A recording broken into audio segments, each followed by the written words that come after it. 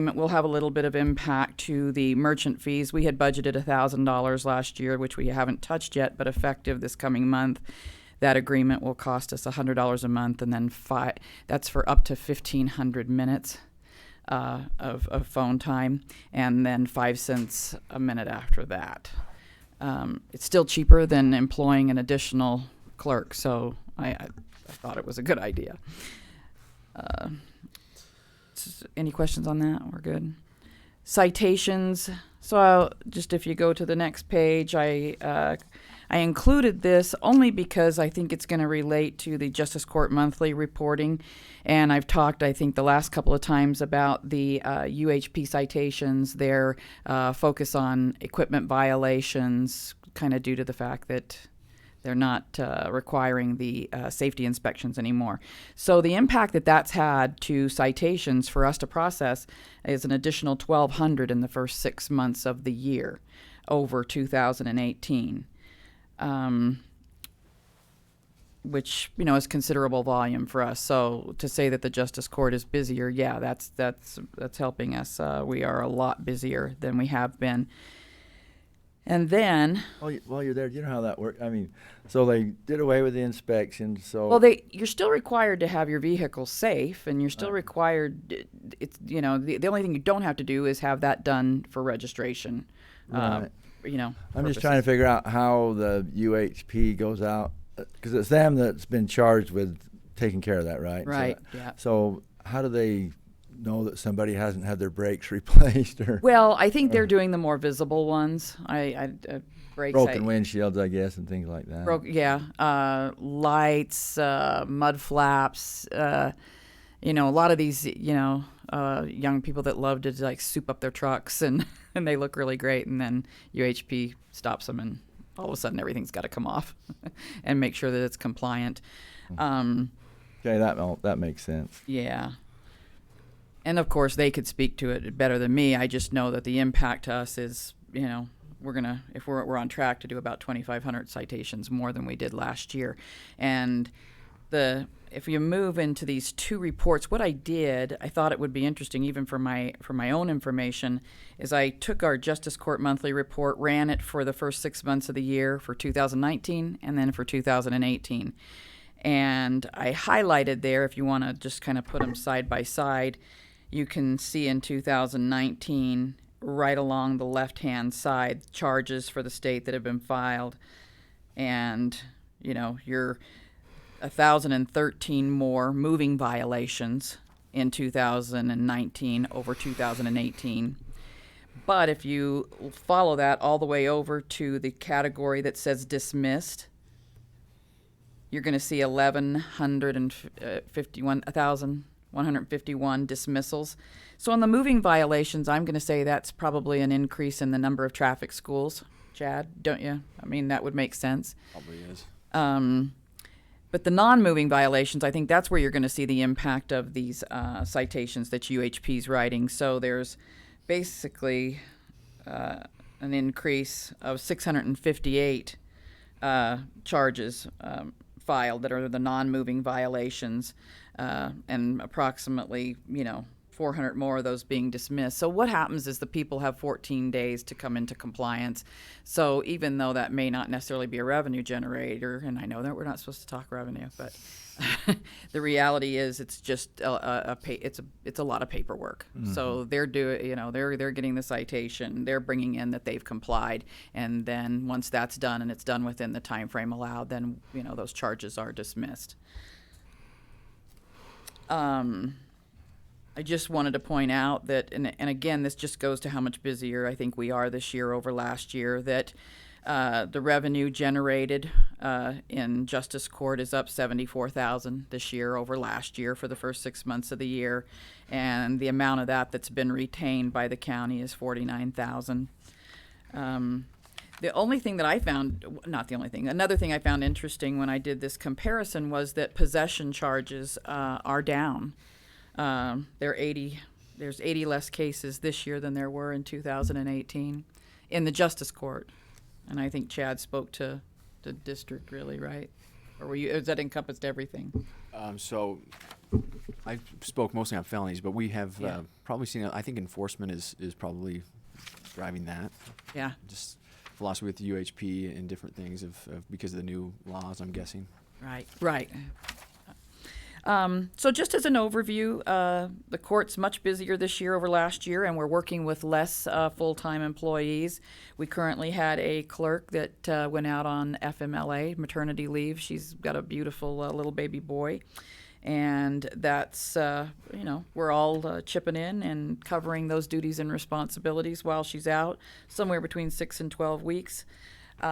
We are accruing some comp time for a few of the clerks. One in particular is just worked. We've got a warrant validation project. So BCI, Bureau of Criminal Investigation, requires us to validate our warrants every year.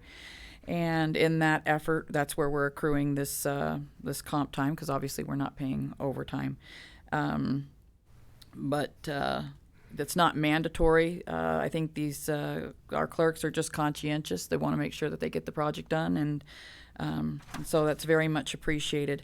I speak on behalf of myself and the judges when I say that we're really proud of how far our staff has come in the last, 4.5 years. Working together really well, working hard. So just a big thank you, to our staff. Are there any questions? No. You never have questions for me. I thank you for that. Let's see. Let's come up with a hard question. We're so thorough, we don't have any. Yeah. Good job. Thank you very much. Thank you. Thank you so much, Lori. Okay, we have. Sorry, we have a question first. Not a question, a comment. Okay. They have taken away the inspection requirement. I have noticed quite a few more lights out, on headlights, taillights, brake lights on vehicles around the county. Okay, thank you. I don't know whether we may get that changed back. I don't know, depending on what happened. But we don't want to kill a few people before we decide that it's not a good idea to not inspect. So, anyway, now we have Paul Monroe from the Central Iron County Water Conservancy District. Welcome, Paul. Thank you, Commissioners. So I would just start out briefly again just with our budget. We're pretty conservative in the way we budget. Everything looks pretty good to date. And as far as revenues and expenses, we're on path. We are down a little bit as far as our numbers go for some of our newer growth, but we're seeing that catch up a little bit more as the year goes on. I think a lot of that had to do with the wet spring, but we'll see where that ends out. Regardless, we do have a pretty conservative budget where we're in good shape that way. Two main things that district is working on as far as studies go and reports. The first is a environmental impact statement to analyze the environmental impacts of bringing in water from Pine Valley, and that's taking a large amount of our time and resources to work through that. We're also working with Cedar City and Enoch City and Canaryville in developing a financial business plan and water needs assessment. So the financial business plan will analyze how we'll work together moving forward and regionalize water systems and how it'll all work together once we bring in water from Pine Valley. And then the water needs assessment is the other side of that, just looking at everyone's full water needs, just what the title says, analyzing to see growth and conservation and other things, how we implement all of those together, give us an idea and plan for the future of when we'll need water and how we'll bring it in and how it'll all be delivered and financed. So that's two large undertakings that we're working with right now. So those will be great end products for us to plan for in the future. Within the system, we've got basically a large system that covers the west side of Cedar Valley that supplies a lot of subdivisions on the west side of Cedar Valley, and there's two outside subdivisions that are not connected to that whole main system. That's the Cedar Highlands system and Check Shawnee Cliffs, And among those two systems, we're working on doing some upgrades there to have some more redundancy. The benefit that we have in our kind of our regional system is that we have multiple wells that can feed in at any time. If one goes down, we're able to kick on another one and keep water supply there. But for those two systems, there's one source in each of those. Up at Cedar Highlands at Springs, which last year we were pretty nervous about, right, with the driest year on record, and they were dropping off pretty significant and made us nervous there. There is a well up there, but unfortunately it has a super high iron content in it.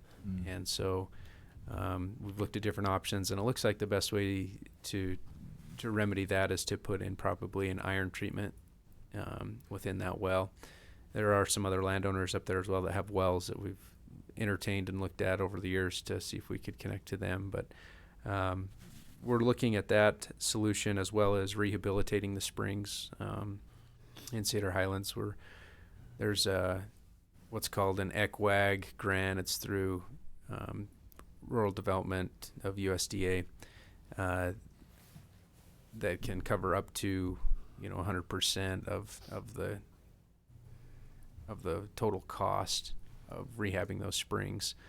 So we're working through that to see if we can't approach some of that grant money to go towards that. And then down in the Chickasha area, again, there's just a single well that supplies that subdivision, and we're looking at possibly drilling another well or doing some type of treatment.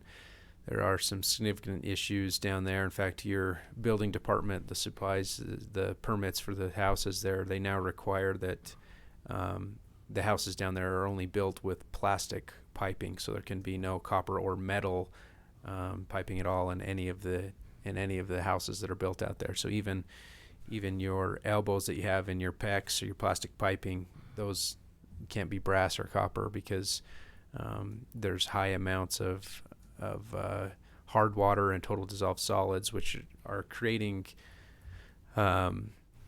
some type of electrolysis or something that's actually chewing through the metal. So there's some people down there that are going through a water heater a year and other appliances and fixtures. So we're working diligently to try and remedy that and fix that. So there's two options we're looking at. We've analyzed probably about, I think, a dozen wells in the surrounding area to see what type of water quality is, and we've contacted labs throughout the United States to figure out what might be causing the deterioration of the metals.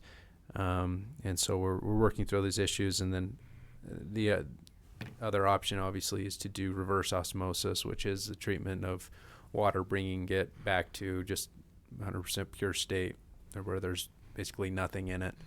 And that becomes very costly. It's costly to treat it and then and to continue to maintain that system. There's just an overall increase in cost. But those costs are, those will be borne by those localized areas for that. So that's kind of the two upgrades within our systems that we're looking at doing right now. As far as the kind of our public education side of where we're at, we just finished up with our water festival, which we have in Cedar City Main Street Park, where we showcase some of the latest technologies in conservation that people can do within their homes as well as agriculture. And then we also have some enjoyable parts of that where we have a fire truck that squirts off the kids. But it's a great event. We hold a fourth grade water fair every year where we educate the fourth grade students about water conservation, and that's a great event. And lastly, we've had the last year, it'll be a year in September, we started a water advisory committee. We've got about 25 members of the community, key members of the community, from all different representation of industry and businesses. We've got people from hospital, chamber, home builders association, realtors, and then our cities and towns. So we've got this large network of people that we've brought in and organized a water advisory committee. There are other utilities that do something similar to this. In fact, I think most power entities have to have an advisory committee where they have this community, this board that comes together that becomes educated and learns about the issues and then gives recommendations back to the board. And so we started this, like I said, a year ago. And every year we've met, or every month we've met, and we've discussed different water issues, educated them, and then these next couple of months will be where they will come up with a plan to help advise our board. But it's been a really good process. It's been a great thing for those members of the community to not only help understand water, but to then become a part of it and be, engaged to where they're giving recommendations to our board. So that's something that we look forward to getting more feedback, and are just excited that we've got more public engaged and involved in our water issues. Not just public, but there are key members of our community that are becoming involved in those water issues. So do these work? Can you Yeah. can you pull up a website on those? Yeah. Now that John just left. Oh, here we got to back up. That was perfect timing, wasn't it? Thanks, Josh. In fact, Josh helped us with this. I'm going to show you. If you just go to cicwcd.org. CICW? CD. Oh. No, CICW. CICW. CD. CD. DD. Okay. .org. If we can add a few more letters in that acronym, it would be easier, right? Yeah, seriously. And if you scroll to the bottom there's live water flows. So we worked with the state in getting some grant money, as well as some other grant money that we had from the Soil Conservation District or the Department of Ag. And we put in measuring devices for all the irrigation companies, as well as all of our recharge sites. So if you'll scroll down for me, Josh. Oh, did it not open it? I'm wondering if there's a plug-in missing. Let's see. That's weird. Yes, it is. Let me try another browser. Okay. Are you on Chrome? Yeah. That's where it works for me. I don't know. Anyway, we have all of the flows from for all the different irrigation companies, as well as all of our recharge sites, where it logs the data. It shows lifetime data, the flow in CFS, and the historical measurement of that. So this will be instrumental in being able to show the state engineer what we've recharged, and as well as the irrigation companies what they're currently doing. Here you So. go. You've been replaced, John. Oh, look at you pulling stuff up. Thank you. So it didn't work in Chrome, but this is There's just a plug-in missing, I think. okay. Just do it in Explorer. So you can see the irrigation companies there currently what they're flowing. I wanted to just, if you scroll down just a little bit more, John, and there's that Horse Alley Inlet and Horse Alley Outlet. So this is flows that are coming off of the streets of Cedar City from the South and Westfield Irrigation Company. They go down to what's called the Horse Alley Pit, and you can see on that top line there the flow CFS in Horse Alley Inlet. Currently, right now, it's flowing at 4.32 CFS, and then the outlet down below there, you can see the flow CFS 1.64. So, just some really quick math. You've got just under about 3 CFS that's going into the ground right now. So you've got an inlet and an outlet there that's in this pit. And so that's just some tailwaters, and that's basically what the city is recharging at this point right now. You've got a flow of 3 CFS that's constantly going in the ground right there. So pretty neat. They got water going in right now from the southwest field, Yeah. Yep. tailwater. Yeah, this according to this, that's what it says. It says you can click on, if you click on flow CFS in any of those, it'll bring up a chart, show you the flows, That is historical awesome. flows. You can go back down below there. You can see the month, days. You can go back 6 months, a year. It'll just show all of your flows. So In water year, usually don't have a lot of water Yeah. going into aquifer. This time of year, it's just amazing. yeah, it's been a great year as far as that goes. So that's available. That's obviously live data, and Josh and his team helped set up Wi-Fi for about 6 of those. But let's see, no, 1, 2, 3, 4 of the irrigation companies that are at the visitor center, right there at that diversion structure. We're able to pull Wi-Fi from the county there and use that. So we appreciate you guys allowing us to do that. So that's that. The only other thing that I wanted to maybe bring up is with these different recharge projects, we want to see how that's affecting groundwater levels as well. So we're starting to implement a larger grid. You know, USGS has their monitoring stations, but we're trying to implement a larger grid of specifically around our recharge sites of getting well measurements there that we'll record on our own and start our own trends to see how we're impacting the aquifer with our recharge projects. So we do that. We'll do that in coordination as well as our subsidence monitoring, where we're on the surface level, putting in a grid of GPS locations around the surface to monitor subsidence, see how we're dropping from the top down. So that's what I have. Is there any questions regarding anything from the district?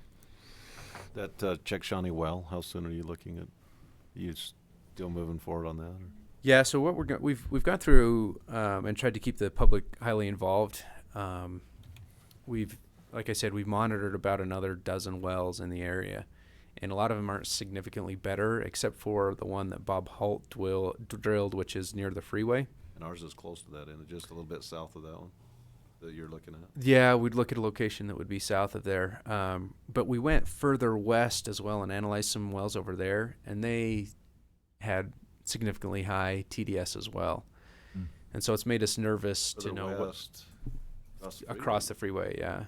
So we were thinking that if we got further away from the eastern side of those cliffs, those mountains, as we've got further west, that we'd run into better water because of what Bob Holt found. But maybe what we found is that those other wells are all shallower than about 500 feet, and his well was 1,000 feet. So there are two rules of thought there. Maybe one is that the deeper water actually has cleaner water than the surface, and the other option would be to just do the treatment like I mentioned. So we're going to kind of solidify those two solutions and then bring it back to the public and see what they want to do, because they're going to be impacted at the end of the day and they're going to have to pay for it. So okay, Thanks very Thanks. much, Paul. Thank you. Commissioners, do you have any items for discussion? Couple. Report?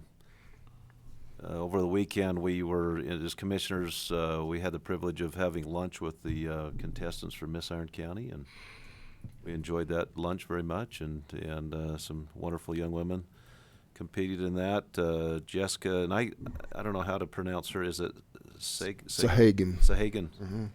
Jessica Sahagan's our new Miss Iron County, and then Reagan Anderson is our Miss Iron County Outstanding Teen. So that was they did a fantastic job. I'm real grateful for those ladies that help, Joyce Evans and Karen Ants. Yeah. Grateful for them, and I guess that program kind of waned a little bit there for a while, but they brought it back, and it was just doing a wonderful job. And I think that's great for our young people to participate in those things and compete and get that experience. A couple other things. We had a chance last Tuesday to travel to East Zion. One of the challenges, Congressman Stewart was in the area. We met with him and some other representatives, private business owners, park representatives. Jeff Bradybaum, is it Bradybaum? He's the superintendent of Zion National Park, and they're having I guess visitation is over 4 million people now, and it's the actual park is getting very, very congested, and they're trying to rather than go to a reservation, they're talking about a reservation system, but as that word gets out, some people get nervous about coming because they think it's too busy, which it is busy, but we still want them to come. We just wanted to redirect, if the park's busy, we want to redirect them to other areas, and they're looking at what they call an East Zion initiative, where they're looking to, as a public-private partnership with some of those private landowners to the east of the park, build a nice visitor center, some things, or develop some more trails, and so when people do come and the park's busy, they can disperse them to other areas in the state parks. Some of those communities to the east of the park you know, with some of the lost industry with logging and things over the years, they don't have much of a fallback economy, and so they want to be able to redirect them to those communities as far east as Escalante and some of those places, so that we don't lose that revenue, but can disperse those people to other areas. I don't know if you want to add to that, Alma, but that was an interesting meeting. And then that afternoon, we traveled up to close to Hancock Peak on Cedar Mountain and met with Forest Service, state representatives, fire officials, and land managers, and had a nice discussion there again with Chris Stewart, or Congressman Stewart was there, and talked about just being more proactive about land management and forest management, and the state representatives are there. I know Paul Briggs is here, and they've done a wonderful job with the Watershed Restoration Initiative with with fuel loads and the PJ and different things, and they're looking to move up to the mountain a little bit more, and it was a great educating discussion for me, and I think the agencies are well aware and really doing a good job. It always boils down to money and how much money we have to do some of these projects, but it was a good day and I enjoyed it. I would just add that we appreciate Congressman Stewart being so proactive. He's hands-on and out on the ground and helping with these issues, and we just appreciate that very much. Appreciate all you said, Paul. Do you have any? No, I don't have anything to add today. All right. Just a couple of things, the emails that I received in the last little while. One from Jonathan Sheffield, who works for NACO, that's the National Association of Counties, and he announced that this morning U.S. Fish and Wildlife Service is making some changes to the Endangered Species Act, which is wonderful news. One of them is that the 4D rule, which allows take of endangered species, is being changed. So threatened species will not be under the same scrutiny as a fully endangered species. I haven't read the whole deal yet, but anyway, that is excellent news. Let me see if I can find that email. Excuse me.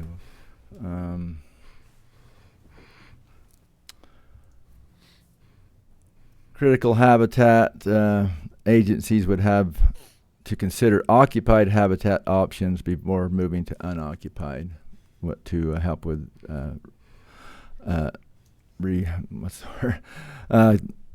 recovering a species. Also, it clarifies Section 7 consultation process, which dictates how agencies are to interact with each other in relation to endangered and threatened species. So this administration is working really hard to cut down the red tape and make it simpler to work through these situations. Also, received an email from Rebecca Dilg, Economic Development, from Governor's Office of Economic Development, and we need to do whatever effort we can to get this out to our business people, but I want to announce it here. There's they call it the READY, Rural Economic Development Incentive, and it's all to help in rural areas, and it's a grant. It gives businesses $4,000 to $6,000 for each new full-time position, paying at least 110% of the rural county's average wage. And this doesn't have to be a business that's here. It can ideally, or in addition, it can be a business from the Wasatch Front that hires people here, and they work online or however they choose to do so, and pay those people 110% of their average wage. And so this is going to be something I think will be real beneficial to our businesses that take advantage of that, and of course beneficial to those that need jobs. So good things happening. Any other discussion? Okay. Yes, Paul. Is that called the 4D rule on the threatened endangered species group? Is that Yes. how I look it up? Yes, 4D, yes. It'll be in the Federal Register. Mike, where Is the endangered species changes, is that rule changes, and is that just being proposed, or have they I believe the announcement was this morning. It would have been 8 o'clock our time that it was posted in the Federal Register. I'll forward that email to both of you. So, thank you. Any other questions or comment? Okay, seeing none, we'll take a break and reconvene at 10 a.m.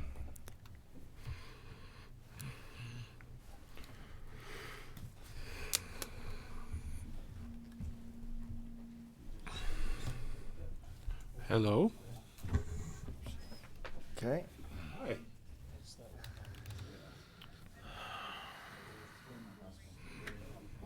Oh, yeah, great.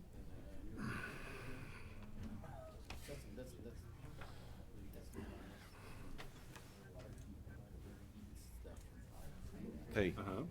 I am having the hardest time with your name, with Dan and Chad Dotson. I know you both. Alright. Okay. My brain Thanks grabs so the much. wrong Craig there? half the time. I'm sorry. Craig, look at it. I won't be able to look The at minute I it. say it, I know I screwed up. Oh, You may have to cobble stuff together, but we'll see how it goes. Okay, good job for working on it, though.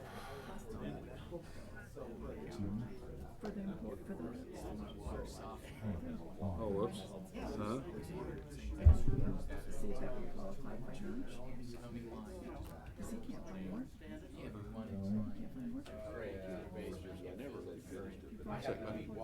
Yeah, we're good. Thank you. Appreciate your help. Morning. Okay. No. Okay. But I'll. So, yeah, good job, bud. Make sure you take a paper Yeah, towel. and I wipe can't. up There. anything I got leaked out. Okay. really no response. Well, nobody that was available today. Yeah, and But hopefully I'll we get can get everything. put I'll get it together. figured out by the end of the day. And Okay. All right. Well, good job, bud. I'm in the middle of my meeting, so I gotta hang okay. up. In fact, I'll go make a couple of phone calls right now while we got a minute. Okay. I love you. Bye. I I love you. love you, man. I love you, Cookie Face. I'll take out the garbage as soon as I get home. What did Tyler say? later, he'd never seen him before. Orange balls. What? Something about cheese ball. Oh yeah. Bag. Crazy. I can't remember. How do I transfer an item to another agency that I've got in my inventory? I've got those grills that were left over from, what's her name? Uh huh.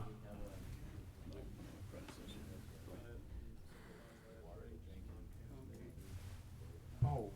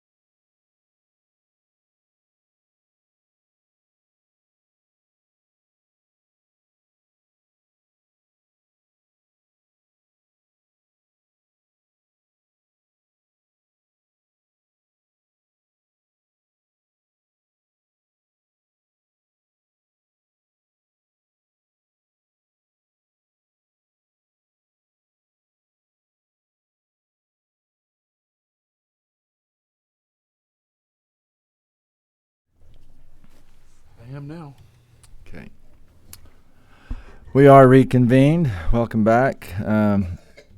Item number 1. Let's see, Reed's not here yet, is he? No. To explain these. Wow.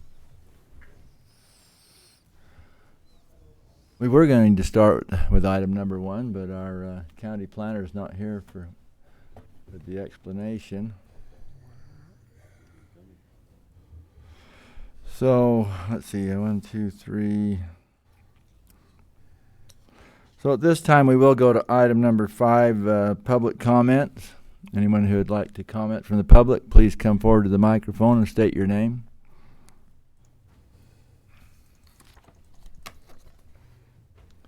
So if I came up here and said your name, would that suffice?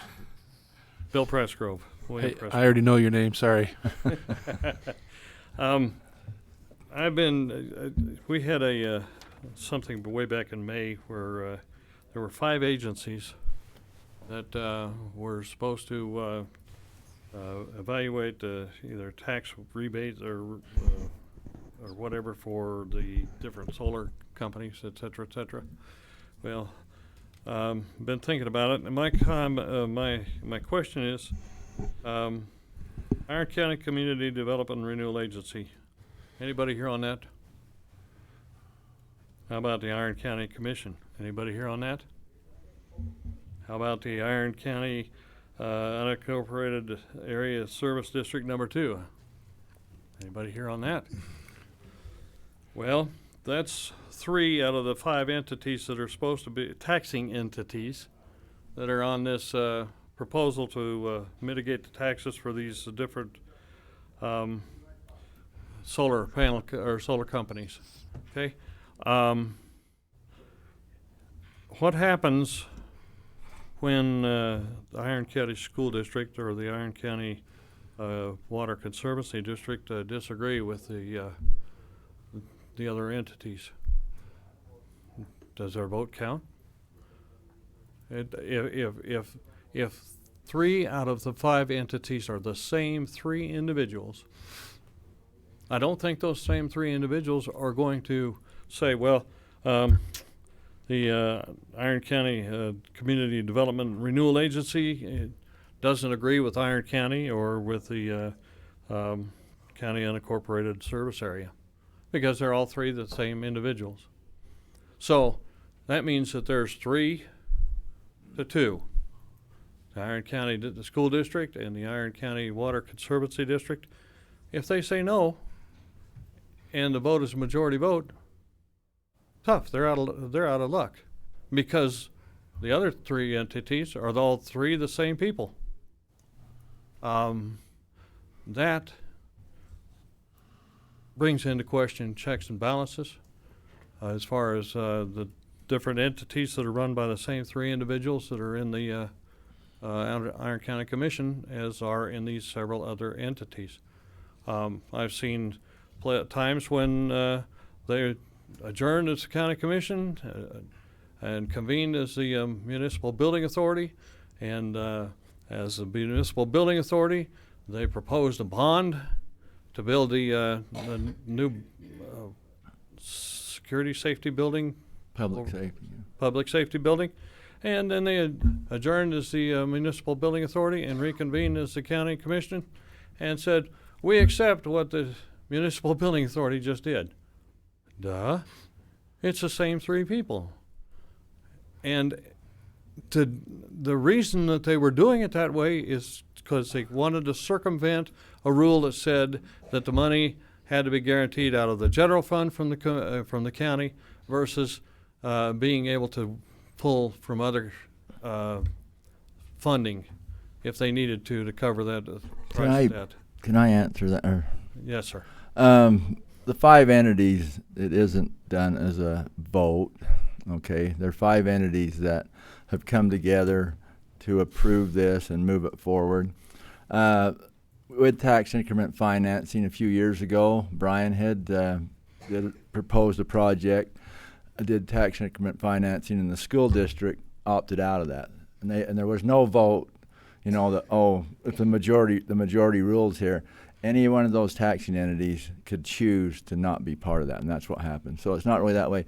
And the three agencies that we're all members of, that's done because we're elected officials, and so those decisions are being made by people that are elected by the people.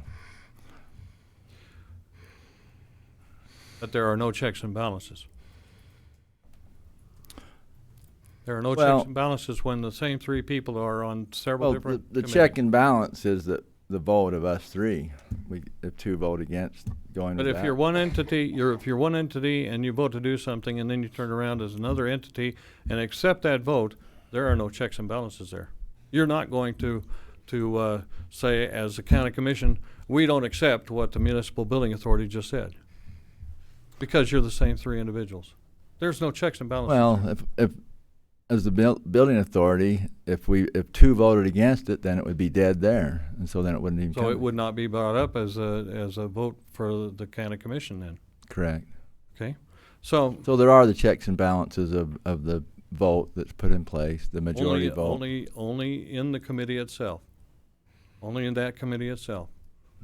When something is approved by that committee, and then a county commission has to vote on whether they want to accept what the committee did, it's already a done deal. Well, everything that we do here today, the only check and balance is the court. If there's something we did here, you know, as a county commission, we don't have a county senate or a county congress or whatever. You know, we're not set up like the federal government, and so But really, if there's anything here that somebody doesn't agree with, then there's some of our ordinances there's an appeal process, Mhm.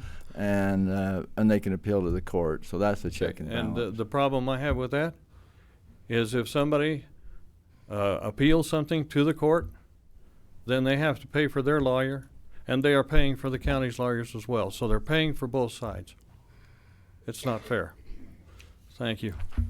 Thank you. Are there other comments from the public? Seeing none, we'll move on to anybody hear from Reed. He said he's on his way. He's on his way. Okay. I can probably speak to some degree to number 1. Okay, we'll go ahead with item 1. Public hearing and possible action for proposed road vacation, which are alleys in Block 12 between Center Street and 100 South and 100 West and 200 West Castle Town Site, which is Newcastle. Partial vacated and amendment plat of the Castle Town Site, Block 12 Castle Town Site survey. I know we've had a number of these over the past few years, John, so if you would. I was going to see if I could pull up a map.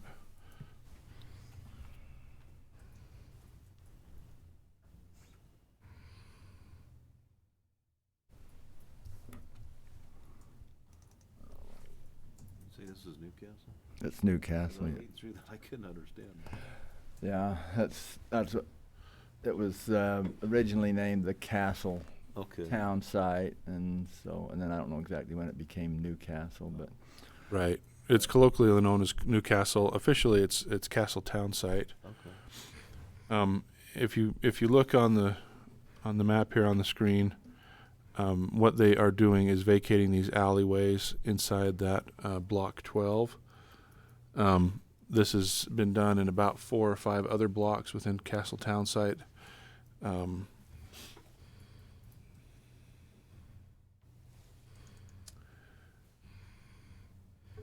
Let's see. I'm fairly confident it's gone through because before it could come here for action, it would have needed to have gone through the Planning and Zoning Commission.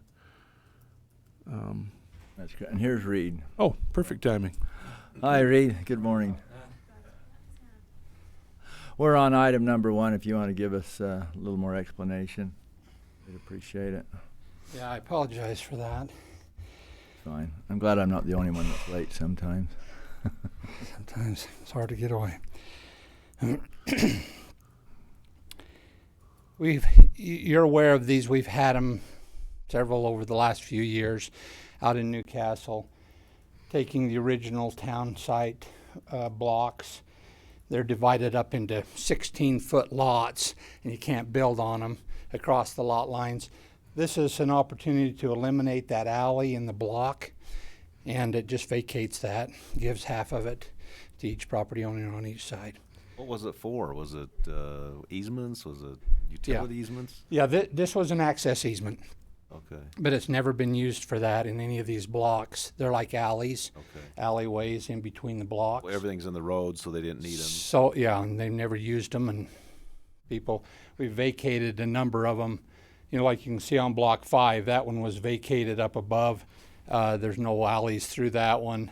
And so probably, I won't guess, maybe half of the area there has vacated those alleys over time. Not all of them have, but there's still some of them. So that's pretty straightforward.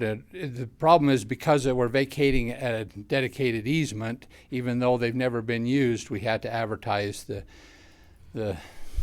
3 weeks and in a paper each week and all of that. So it takes a little longer to get them through the process. But Okay, thank you. So the public hearing is open regarding possible action for proposed road vacation, alleys as explained. If anyone has comments in this public hearing, please come forward and state your name.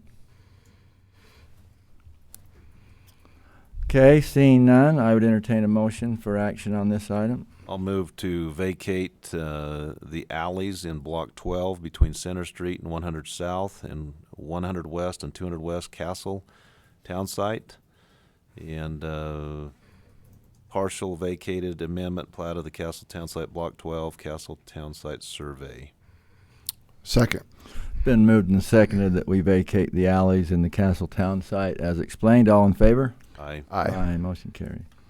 Item 2, public hearing and possible action, ordinance 2019-7. This is an amendment to the Iron County Code 13-12-030 related to sewer connection requirements for existing dwellings or facilities with when central sewer becomes available.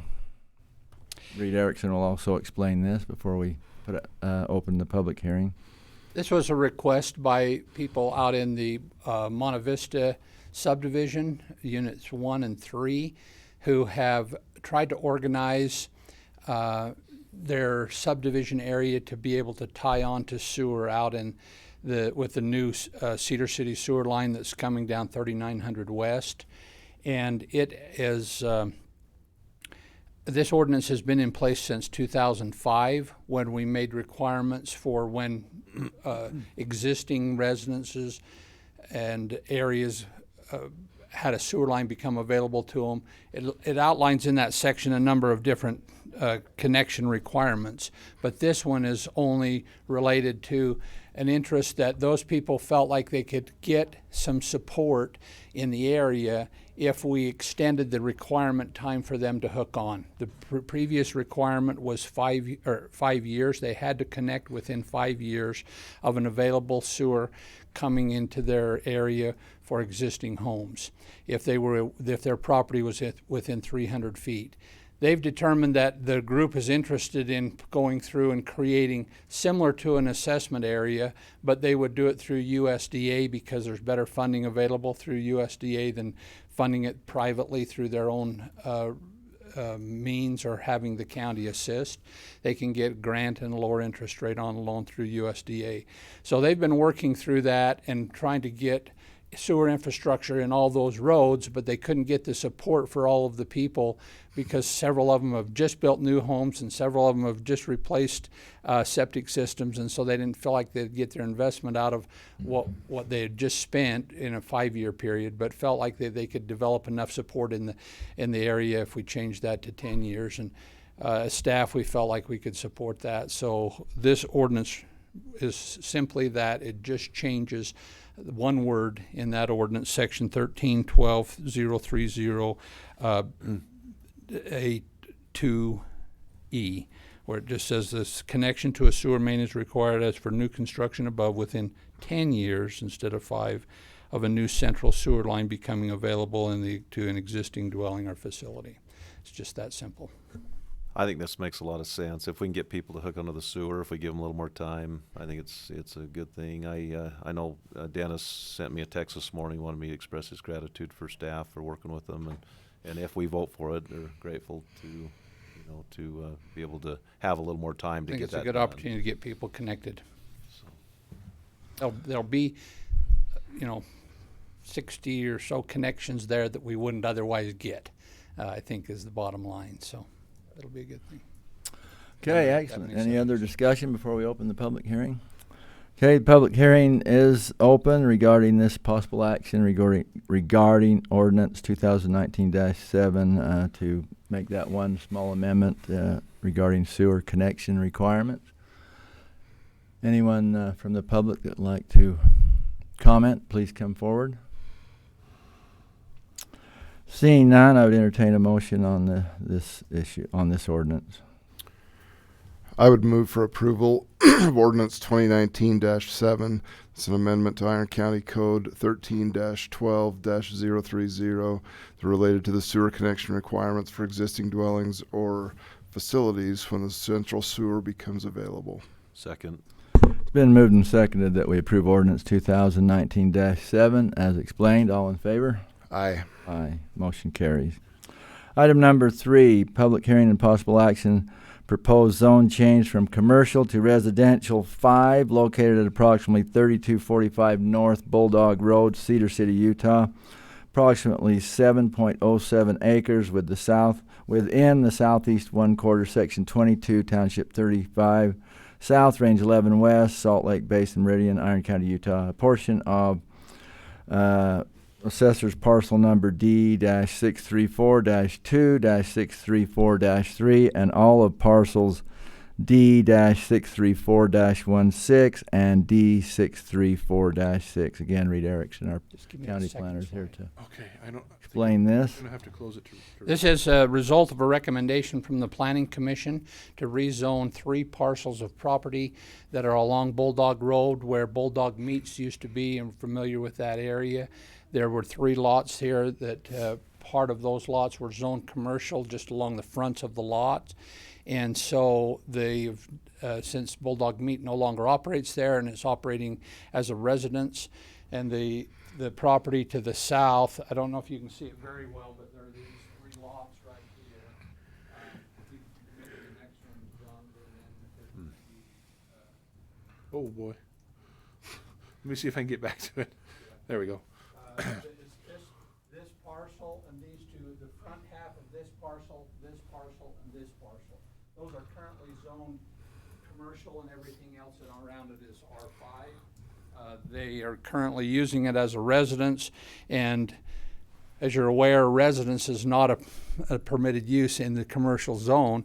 They've been non-conforming, but then there were some problems with animals and things that they were keeping there, and roosters and one thing or another, and the neighbors were complaining and realized that they really were non-conforming in terms of the animals and the things that they could do there. So they requested that be brought back to same as what's around the surrounding property. We have, because it's immediately within the annexation areas of Cedar City and Enoch, we have contacted both of them, and they've expressed that they have no interest in annexing that property and have no objection to seeing that being used for residential there. So the Planning Commission recommendation after public hearing and comment was that it be rezoned, and including the road, because that's why the 7 acres includes the road. That was what was partly rezoned before. So it will bring everything back to R5 in that vicinity. Okay, thank you. The public hearing is open regarding a proposed zone change from commercial to residential 5, as explained by our planner. Anyone that would like to comment on this proposed change, please come forward and state your name. Seeing none, I would entertain a motion for action on this proposal. I would make the motion to approve this zone change from commercial to residential, located at approximately 3245 North Bulldog Road, Cedar City, Utah 84721, approximately 7.07 acres with the southeast quarter section 22, T35, Township 35 South, Range 11 West, Salt Lake, Meridian and Base, Iron County, Utah. A portion of APN D-634-2-634-3 and all parcels D-634-16 and D-634-6. That's a mouthful. I'm glad it was your turn. I'll second. Been moved and seconded that we approve the zone change from commercial to residential 5 as stated in the motion. All in favor? Aye. Aye, motion carries. Okay, item number 4. Dan, good morning. This is also a public hearing regarding amendments to the 2019 budget. We always do this at mid-year because we do a lot of business in Iron County, and so we do an adjustment at mid-year and also at the end of the year. I don't think there will ever be a year that we don't have an adjustment. Probably not. So, anyway, Dan Jessen, our county auditor, is presenting. So before he does, I just got to give Dan a shout out. He at the pageant Saturday night, the spreadsheet the Miss America organization sent him didn't work. And so he, on the fly, during the pageant, rewrote the whole thing and made it work. So kudos to Dan.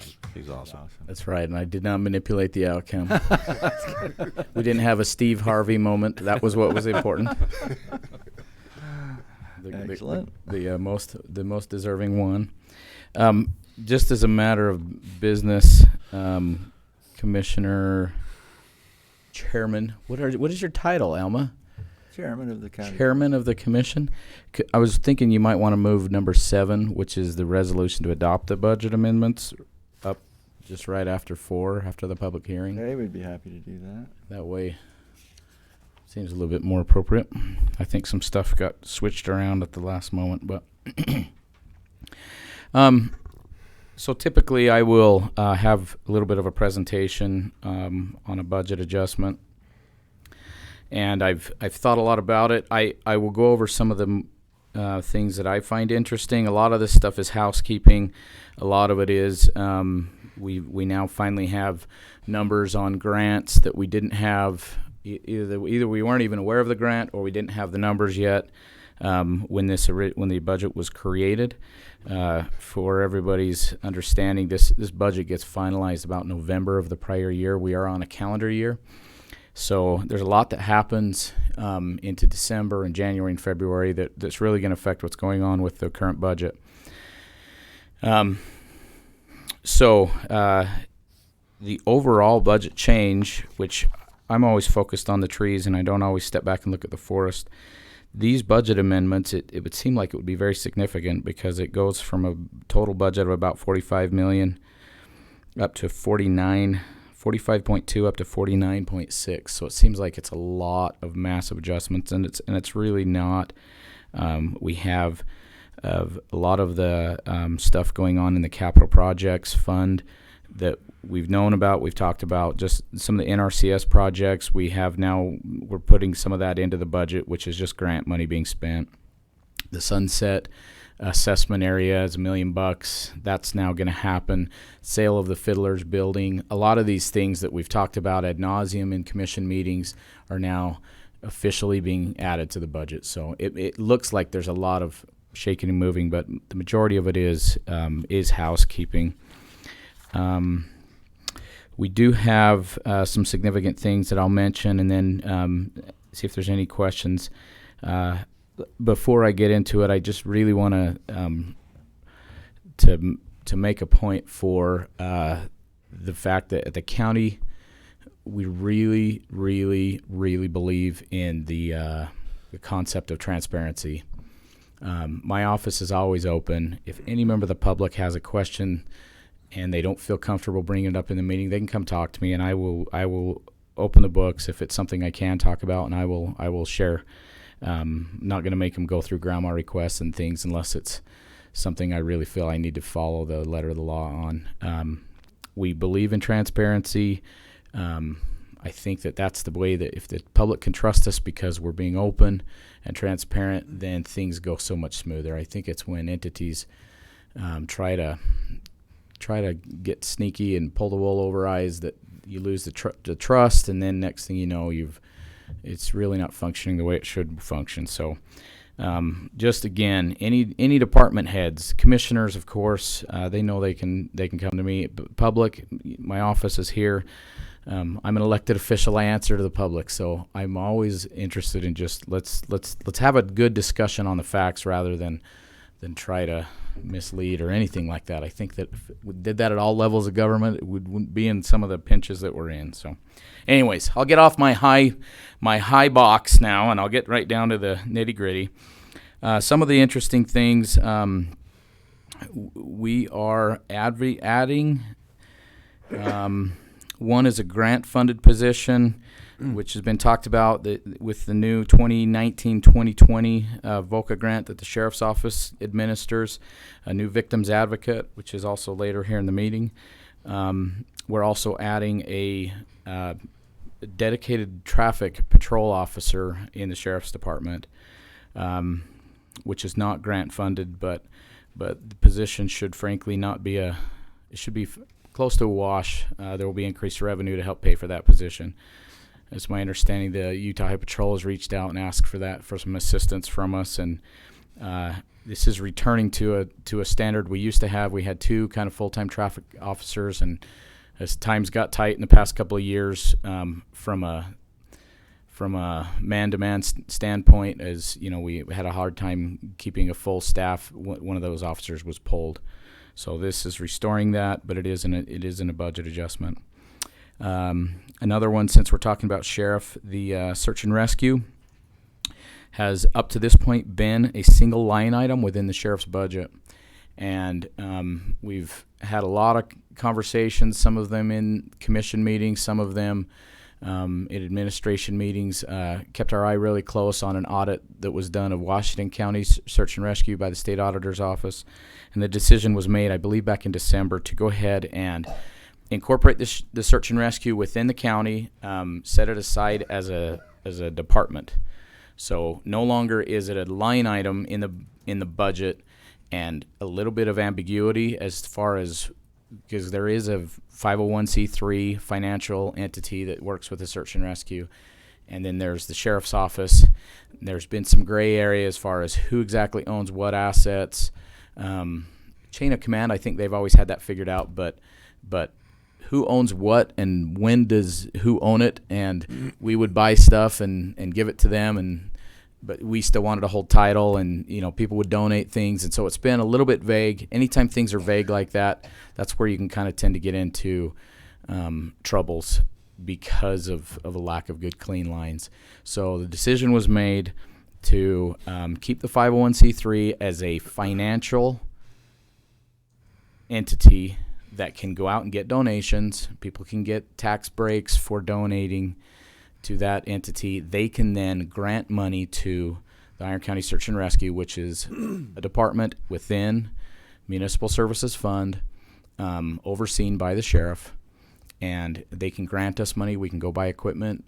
They can tell us they'd really like to donate towards this thing, or they can even buy that thing and donate the thing to us. And it kind of allows everything that we want to have happen.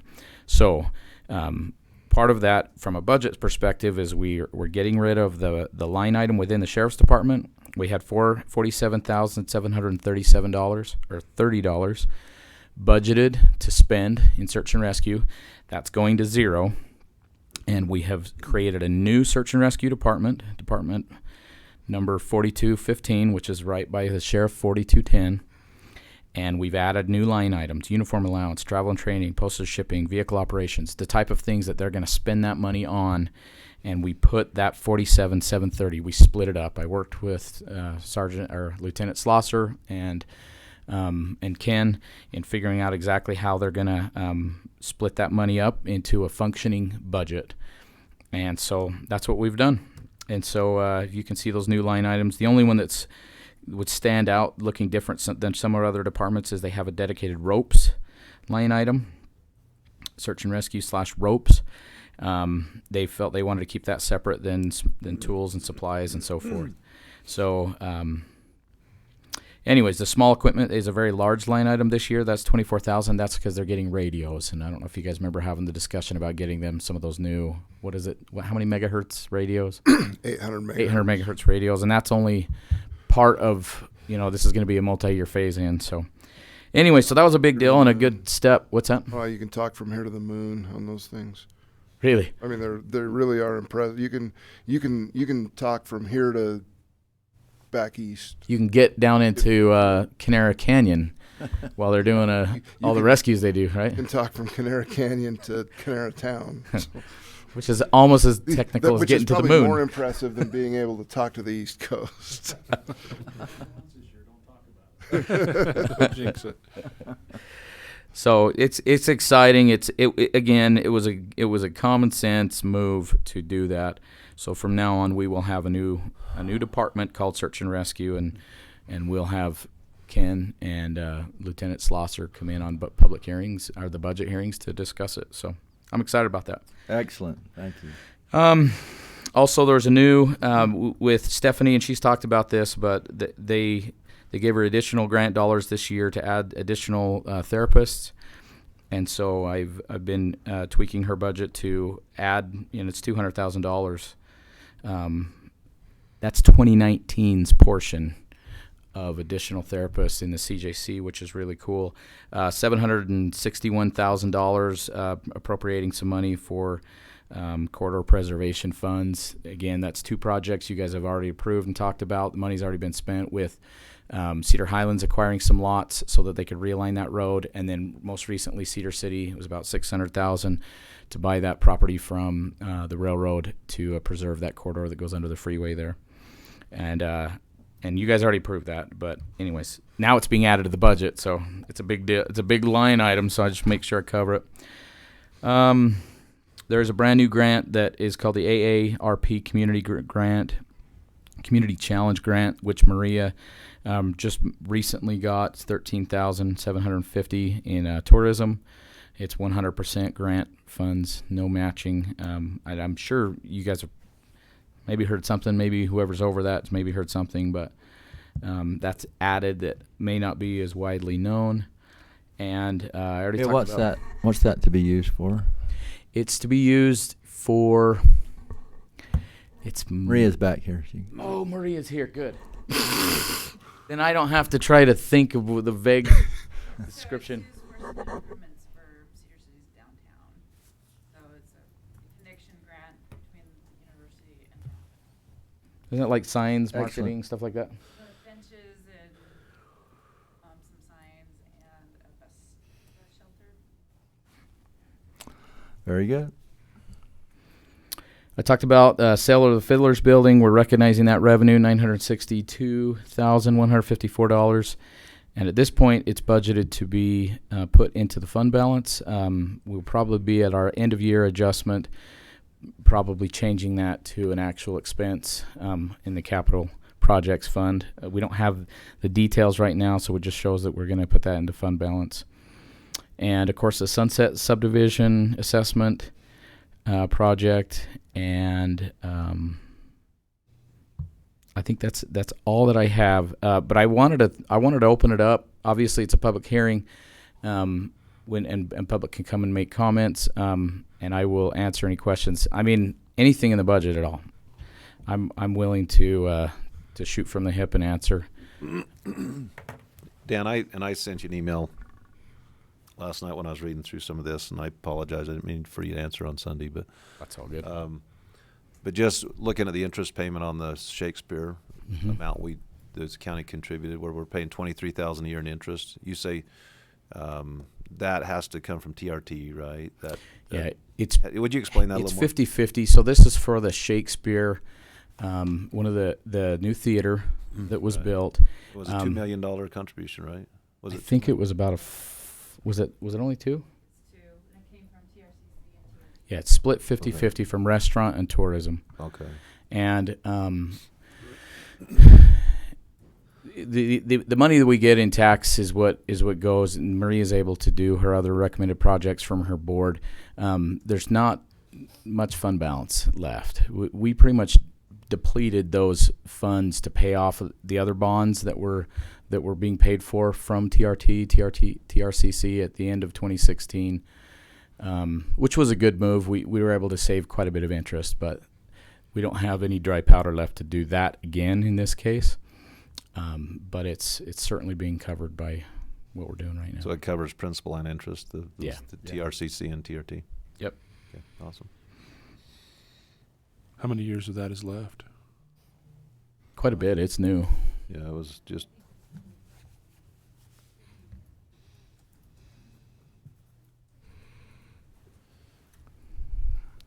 So I can sit down and let the mic go to whomever, but I'm able to answer questions. So, Okay, thank you for that great explanation. We appreciate it.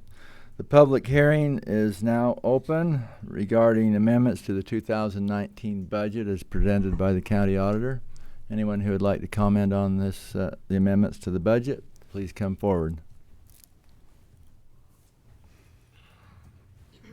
Pardon me, Commissioners. Oh, would you please state your name, ma'am? I'm Kay Ayers from Enoch, and actually I'm here on another matter. I think it's item 5 or whatever, 6. But regarding Iron County, we moved here 20 years ago from California, settled in Enoch, and I've been so impressed with Iron County and all their activities and all the things they do. The upkeeps of the roads. My late husband and I traveled a minimum of 6,000 roads, 6,000 miles just on the county roads. But I know Maria Twitchell and was shortly involved with, I can't even think now, the travel and tourism, volunteering at the desk. But we've had friends that have come out from California and in their motor homes and stuff, and we invite them out, and they've never been disappointed in all the things they've seen in Iron County and the access to Bryan Head and all of the parks. But you guys make Iron County really, really good, and it is a very, touristic town, and all the support that you do give to the Shakespeare Festival and everything, we really appreciate, because we bring our relatives here and friends, so I appreciate it. Thank you so much. We are the gem of the world, the center of the universe. And some of them are discovering that. So anyway, and I never exaggerate. But anyway, thank you so much for your comment. Are there other comments regarding the amendments to the 2019 budget? Okay, seeing none, I would entertain a motion.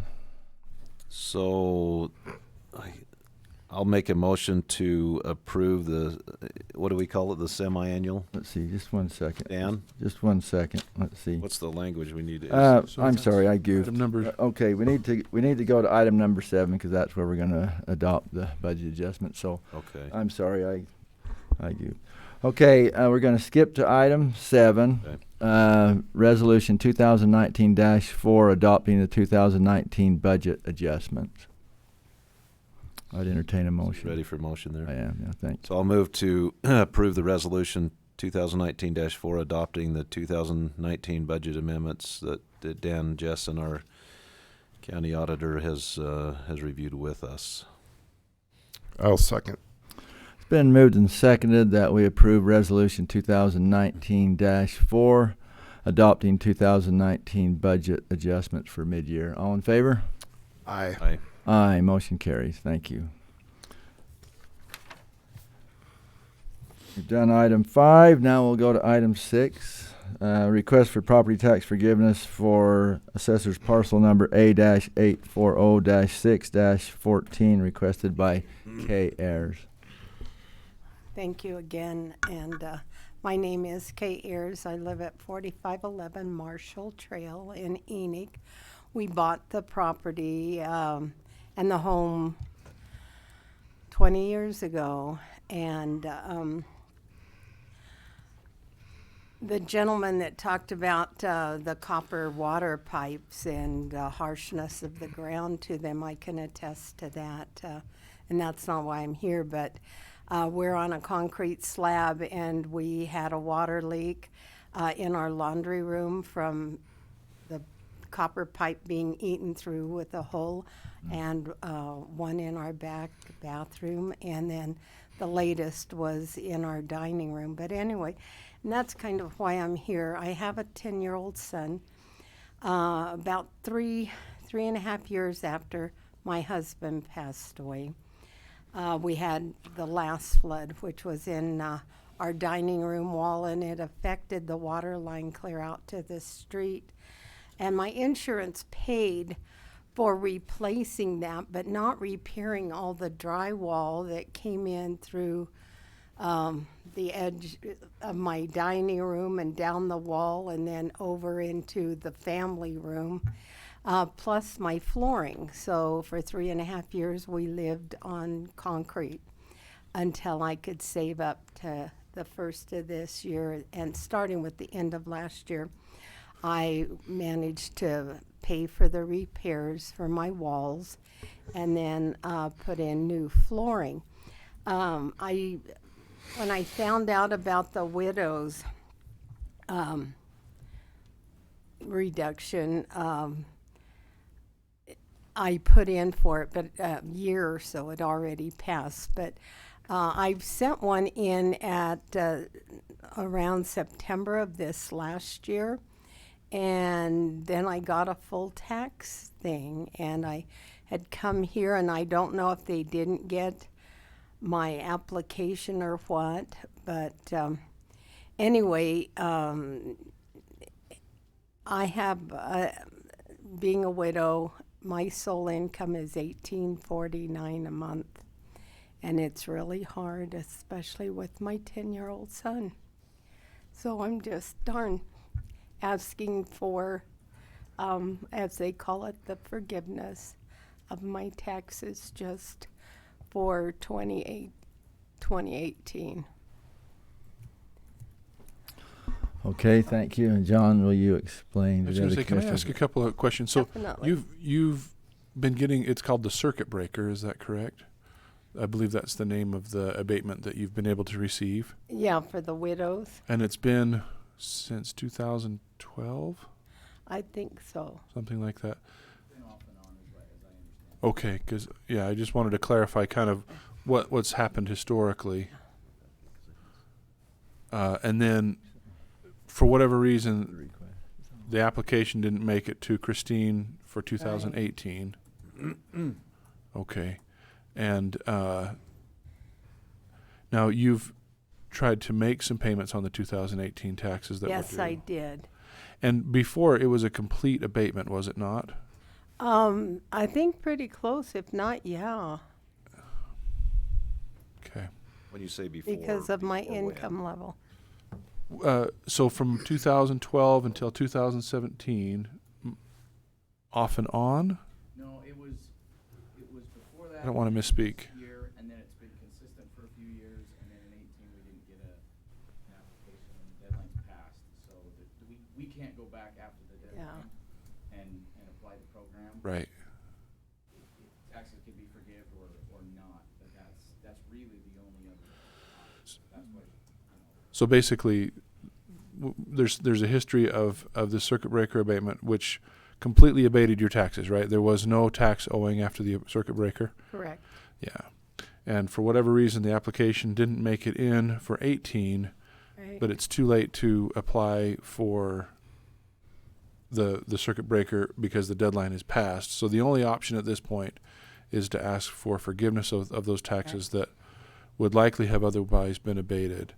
Can you speak to why the application didn't make it in? I have no idea, but sometimes, because I don't go into town all the time, I will mail letters in our rural mailboxes. And I know sometimes I've gotten like a birthday card 20 days late because it went somewhere, or I've also had occasionally a utility bill that not get in, and so I'll have a check when I'm balancing my checkbook, it'll show that that hadn't come in and canceled, so I have no idea. But when I was here the other day up there in Christine's office, I went ahead and made sure she got the one Applied for 19. Yeah. Christine, is there anything that you would like to add? No. Thank you very much, Ms. Ayers. How much are we talking about? Yeah, what's Well, what was the amount? I don't. I didn't see any. Like documentation on that. $1,100. $1,100. Okay.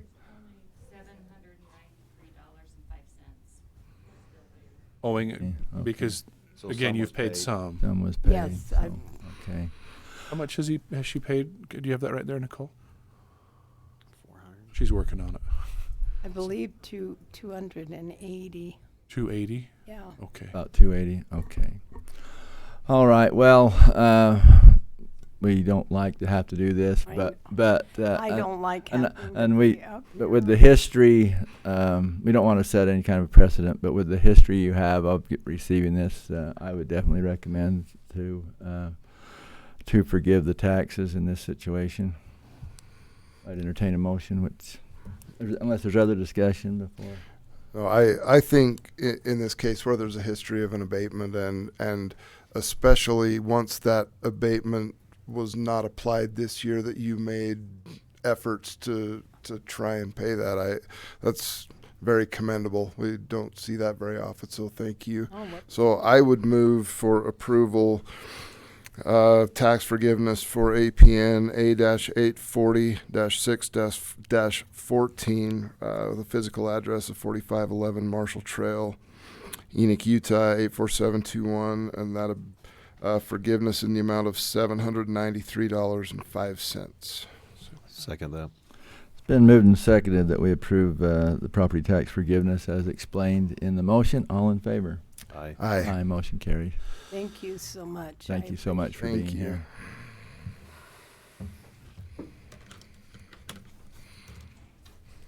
Item number 8, ratification of continued state of Utah contract for bailiff and perimeter security for the 5th District and Juvenile Courts, 40 North, 100 East, Cedar City. Who's speaking to this? I guess, don't see. I can. Okay.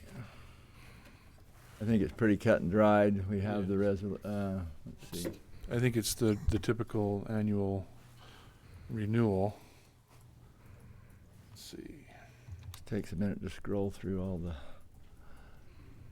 you know if it changes the rate, the hourly, or I'm not exactly sure what drives the rate. But did anything change? I know last time it went down.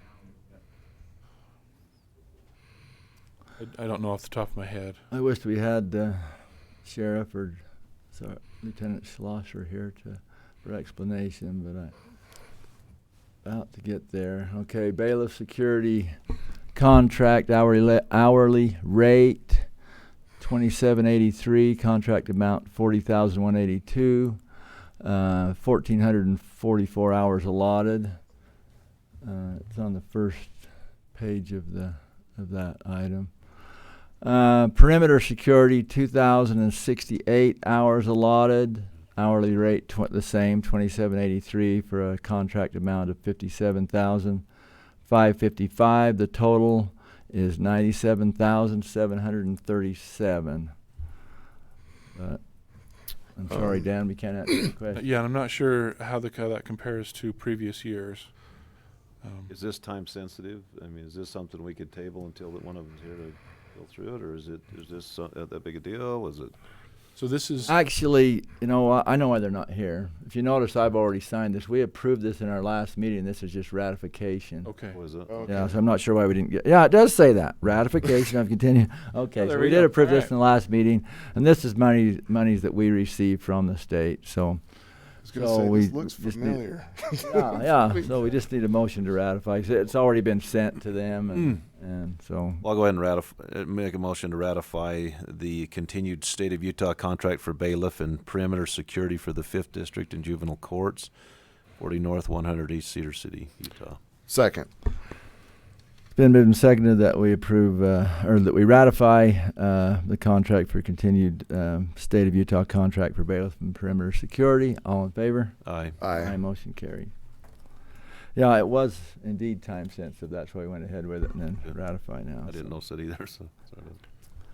Item 9, Council on Aging budget and contract for fiscal year 2019. Does anybody know, was Curtis going to be here to explain?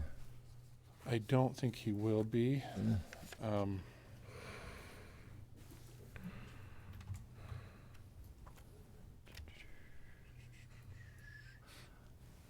Okay, on this, for our July, well, this is the old one. Let's see.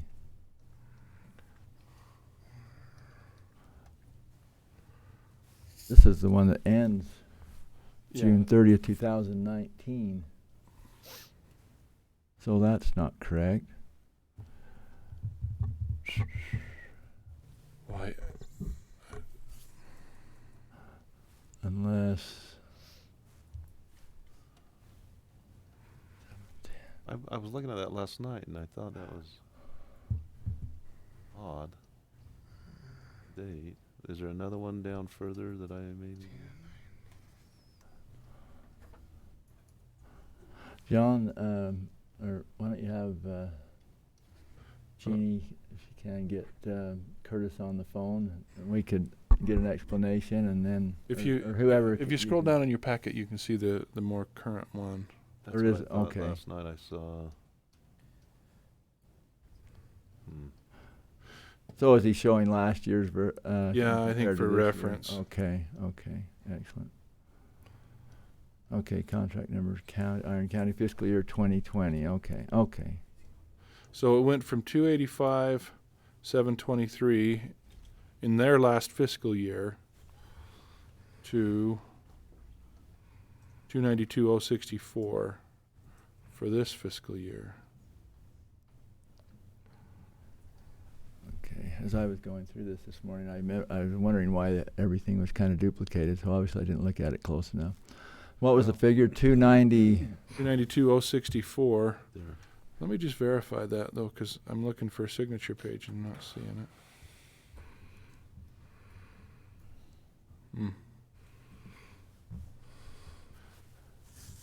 Okay. Let me see if I can catch Curtis.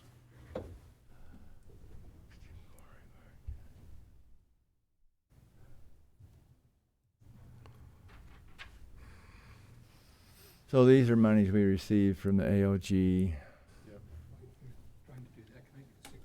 Yep. That is fine.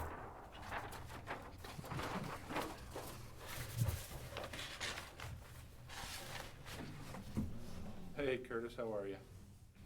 County attorney. Good. Hey, I am in engineer. commission meeting, and we are trying to make sure Oh, we there's- understand this oh, five I county. shouldn't have John. Oh no, that's the attest. Right here. Yeah, and Okay. it looks like the amount was just increased a little bit for the next fiscal year, 92. Thanks. Yeah, because they're on that fiscal year. So these are monies we received from AOG for our Council on Aging program, required cash match. So I've got Are you Curtis ready? on the Okay, phone. go ahead.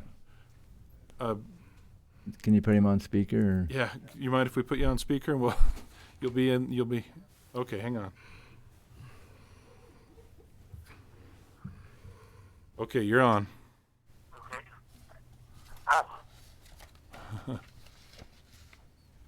So, yeah, I think so. So what's your question, Alma? Well, I thought that we had the previous years, and we've determined that we have both.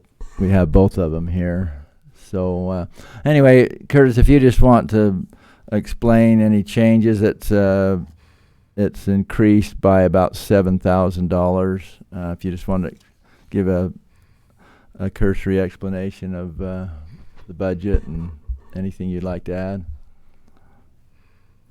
Were you able to get that, Curtis?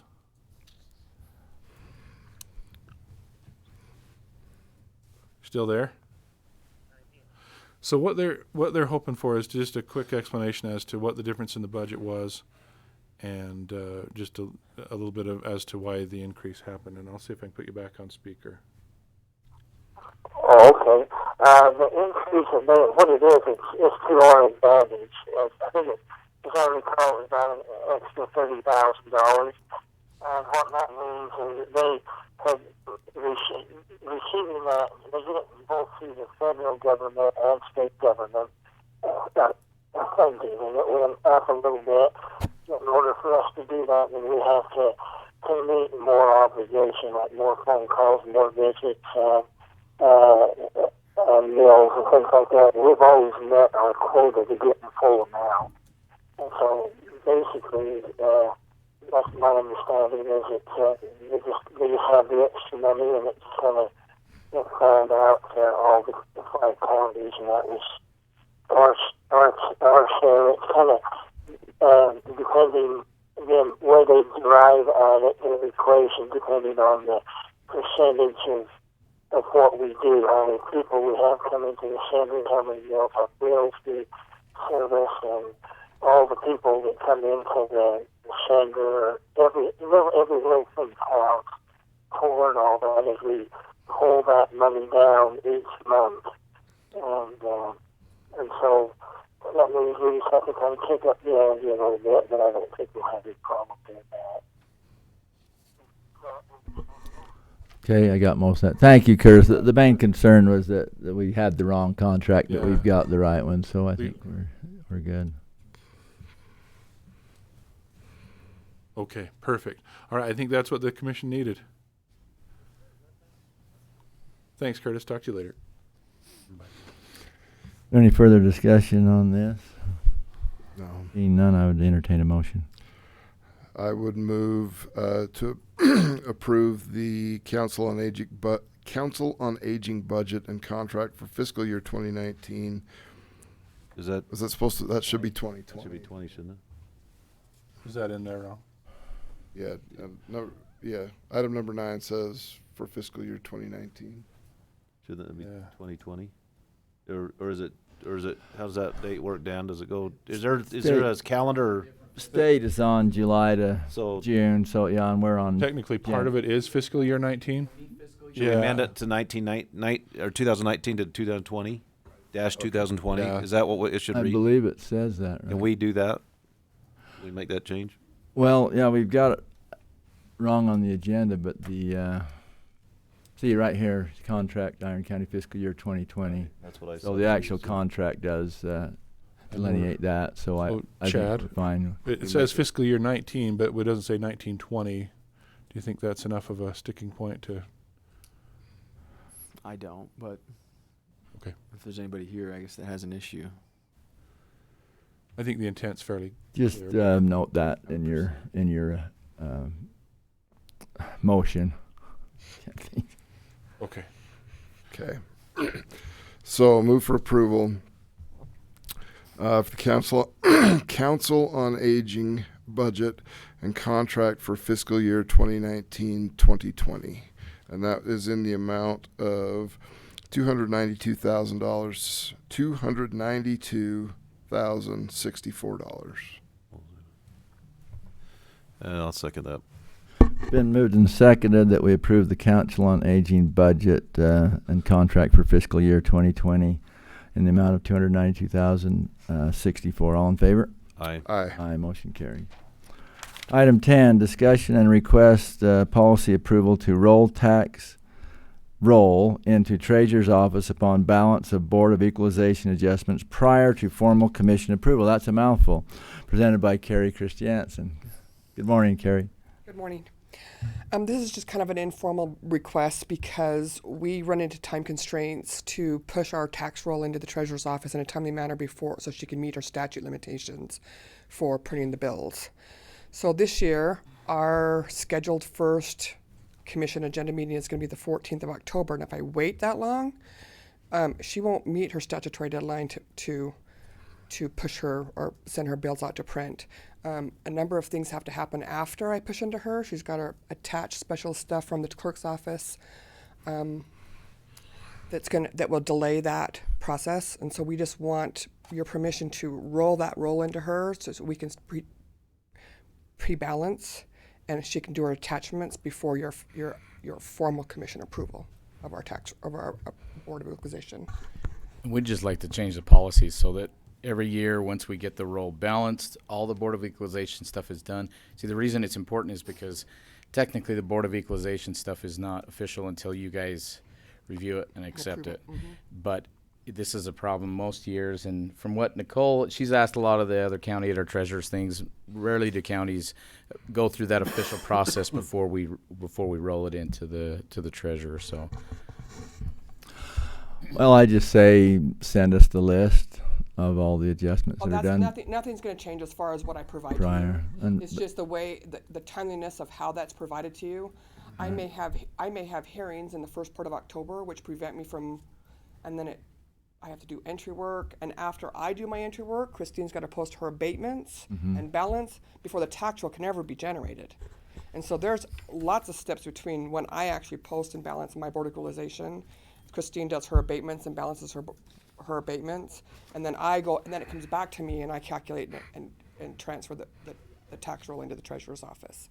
That's the step we're trying to push into her sooner, because we may not see you for final approval on the reports I generate until after that becomes necessary to roll it into her.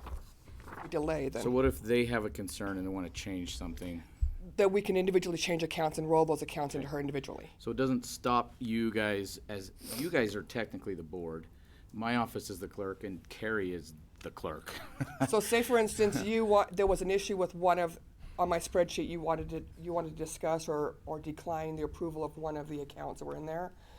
If that's the case and I already had pushed into her, we could readjust that and re-push that account into her with the changes that you had made during our final approval. Yeah, but what I'm saying though, when you push that, the day you push that to her, can't you just send us a copy? Then, and obviously we're not going to approve it outside of a public meeting, but we would. Tax roll can be sent to you, yeah, but you're not going to know what you're looking at. It's not going to have anything. It's just general information. It doesn't have account adjustments for Board of Equalization. It doesn't have abatement adjustments for Board of Equalization. It's the total adjustments and tax roll to the treasurer. And absolutely. Okay.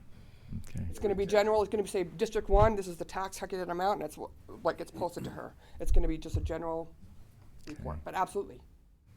And then we'll still officially come to the next commission meeting. To get the adjustments approved by the commission for our Board of Equalization and our abatements. Any further questions or discussion? Entertain a motion. I'll move to change the policy to roll the tax roll into the treasurer's office upon balance of Board of Equalization adjustments prior to formal commission approval. A second. Been moved and seconded that we approve to roll the tax roll into the treasurer's office upon balance of Board of Equalization adjustments prior to formal commission approval. All in favor? Aye. Aye. Motion carried. Thank you. Item 11, consider and possibly approve release agreement with Cedar City regarding sewage backup. Chad, are you doing that? Yeah, so this was an issue that came out at the jail, a sewer backup that didn't cause any damage, but it required personnel and equipment to be used, and the cost to the county was $2,072. As a result, we have an agreement with the city. Basically, they're going to pay for that, and in addition, we're going to agree not to hold them liable or sue them, which I think we're completely fine with. I do have copies of the agreement. If you want to review that, there's a place for Commissioner Adams and also Sheriff Carpenter's signature.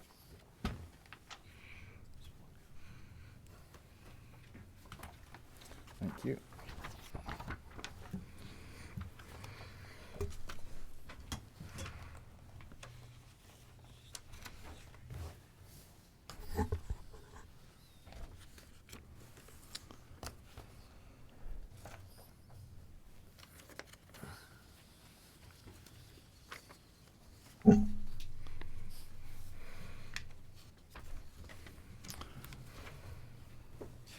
Sheriff Carpenter did take a look at it, doesn't have any concerns with it as well. Okay. Whenever you're ready, it looks good to me. Whenever you're ready, I would entertain a motion. I'd move to approve the release agreement with Cedar City regarding the sewer backup that cost $2,072. I'm going to abstain, Mr. Chair, on this one. So. Okay. Second, it's been moved and seconded that we approve the release agreement with Cedar City regarding sewage backup. All in favor? Aye. Aye. Motion carries.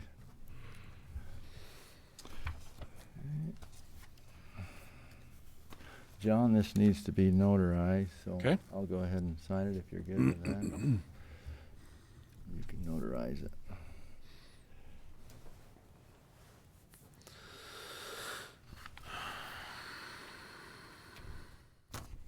You're pretty familiar with who I am. Item 12, consider and possibly approve an agreement to provide law enforcement services for Cedar Highlands Town. Also, Chad. So I talked with Michael a little bit about this. He indicates that in his discussions with Cedar Highlands that this is an agreement that they're in favor of. I think there's going to still be some issues to work out as far as if law enforcement is going to cover Cedar Highlands. There's some different evaluation as to the cost of that, but we still haven't discussed prosecution, the use of the Iron County Justice Court, things of that nature. So there's probably going to be some further discussions. But as far as a law enforcement contract of service, I think that they are in favor of it from all the discussions that I've had with Mike Edwards. Do you have that? We didn't get that in our packet. Six copies here. I know it was based on data, sound data, and reads. You did this one for as you did the one earlier. How does this work if we do sign an agreement with them? I mean, there's talk that they might unincorporate at some point. How does that affect the agreement we would make if we did? I'm sure it would probably become null and void at that point, and they would become county again, and then we would, yeah. It'd just go away. Continue to patrol the county just like we would. Did they appoint a new mayor yet? Yes. Does anybody know? Mm-hmm. Do you know who he or she is? Yeah, I let me look. I've got it. Name is Jim Byers, yeah, that's right. Byler. How do you spell the last name? B-Y-L-E-R. Tyler. Okay. B-Y-L-E-R. Okay. Thank you.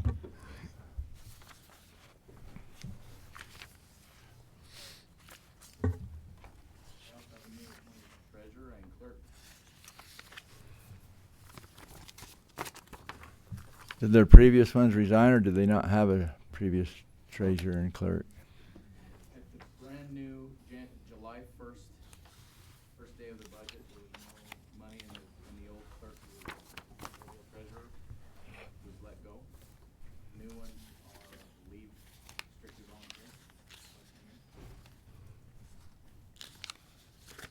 So would you Okay. say if there was no money, so when you run out of money, you get fired? Is that what? Well, that was the process of defunding the position.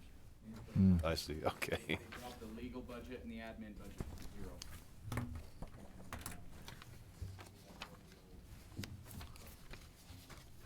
It's not easy starting a new town sometimes. Several newspaper articles. I've seen some of them, yeah.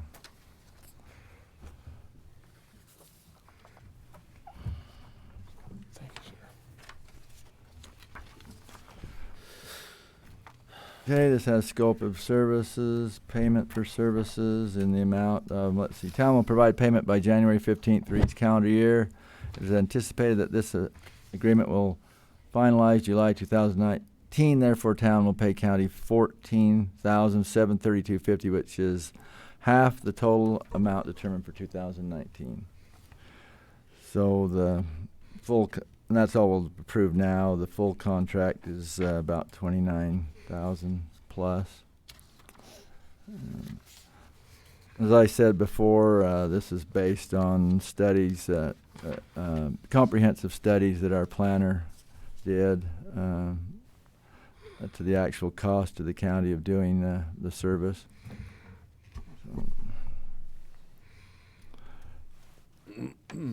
This still shows Steve Swan as the mayor. Will that just need to be crossed out and signed by the new mayor? Or? Yes, and I don't know if Mike even knew that there was somebody new in place. Is the new mayor aware of this agreement? He talked to. That was one of their priorities, was getting law enforcement. They shifted money away from the things that I was talking about. Dan, could you come speak into the microphone? Sorry. In fact, Reed knows as much as I do about this, but The new mayor is a former law enforcement guy. That was a big priority of essentially the new administration was getting actual law enforcement, paying for it. And so they've allocated the money for this contract to work with the county, and that's why they really reduced some of the other budget items to put this contract into place. So they're totally all for it. Yeah.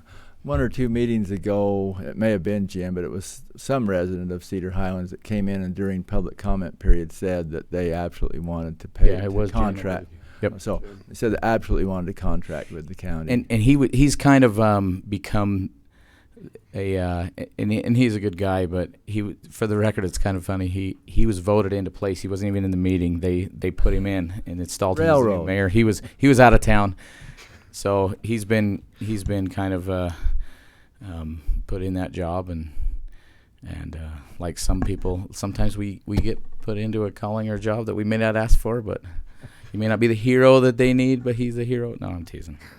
The reluctant hero. But we can interlineate the new mayor's name in those documents. I don't think it'll be a problem. Okay. All right. Any further discussion? If not, I'd entertain a motion. Let's see. It's my turn, Mike. I'll move to approve the agreement to provide law enforcement services for Cedar Highlands Town, and noting that the mayor's name needs to be changed to Jim Byler. Ken, do you want to state the amount? Yes, and this is for 14,732. Yeah, but it's just for the half the year, right? Which is half. So it's 14,732.50, which is half the total amount determined for 2019. Second. Been moved and seconded that we approve an agreement to provide law enforcement services for Cedar Highlands as mentioned in the motion. All in favor? Aye. Aye. Motion carried. Item number 13, discussion and possible approval of standard testing for bilingual pay eligibility and set number of eligible employees allowed per department in accordance with the current bilingual pay policy. Adrian Walker, our HR director, is here to present this. Good morning, Adrian. Good morning. I have some information to hand out here.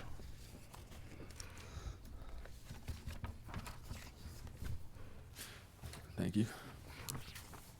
Thanks, Andrew. Thank you, sir. Catch up on my signatures in a minute. Okay. So this agenda item addresses the county's bilingual pay policy. Just kind of got brought to our attention recently through some questions that have been coming in through department heads inquiring about just wanting to be refreshed in terms of how bilingual pay is approved and paid. And through that, I just kind of got looking through the policy just in terms of providing some answers, and noticed that we hadn't really, after I verified through the payroll department who's receiving bilingual pay, we actually have 5 employees. I think that's part of that handout I gave you. Maybe not. It's not. So we have 5 employees in the county now that is receiving the bilingual pay. It's $25 per pay period, which amounts to $650 per year. Hourly, that breaks down to about, it's about 31 cents per hour in compensation. So in reviewing the policy, it just says that the commission obviously approves who is to receive bilingual pay. It says it's awarded and is the sole prerogative of the county commission. But as part of that, it says that me as the HR director, I'm supposed to I'm responsible for administering the bilingual pay policy, including coordinating commission approval of the bilingual position designations and proficiency testing and certification. So this is just me trying to follow the policy, giving you an update in terms of who's receiving, like, again, there's those 5 employees.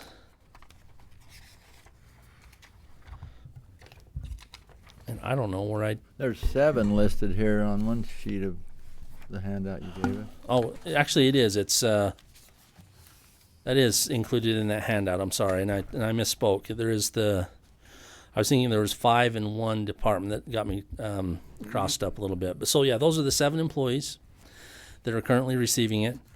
And the questions that were coming in from the department is just in terms of how to get a new employee approved. So I went through, it does require the proficiency testing. So I found some online information that we can access at no charge. I'm going to be waiting for some feedback. I actually sent that out to the existing employees that are receiving that, and then I'll be following up.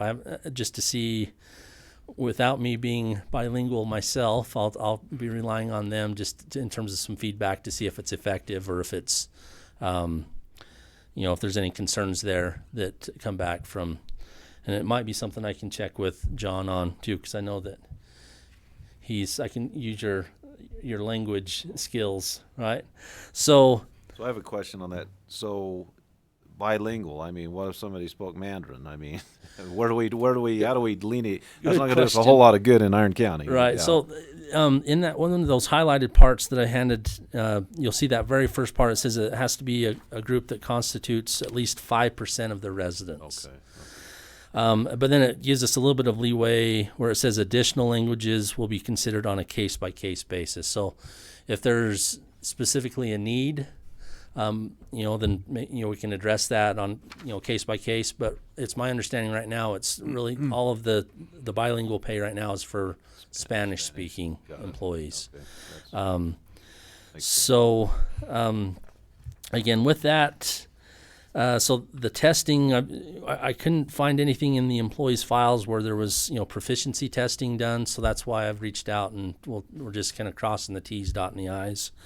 And we'll do that through that online testing that I just mentioned. I've forwarded that information just at the end of last week to the department heads of those employees. And then one of the main reasons for this being put on the agenda at my request today is just my question concerning in terms of it says the limited number of employees who have, or the counties to pay bilingual pay to a limited number of employees, and to be eligible for consideration, employees must be in a position in which they use their bilingual skills in the normal course and scope of their employment with the county. And under section B, right there in the middle of the first page, it says, as established by the county commission, the county staff plan is allotted a maximum number of positions that shall be eligible to receive bilingual pay. So that's where I'm at in terms of maybe wanting to get feedback from the commission regarding how because there is no staff plan that I could find or discover. But what I was thinking is, by department, maybe one employee per department, except for the departments that are larger.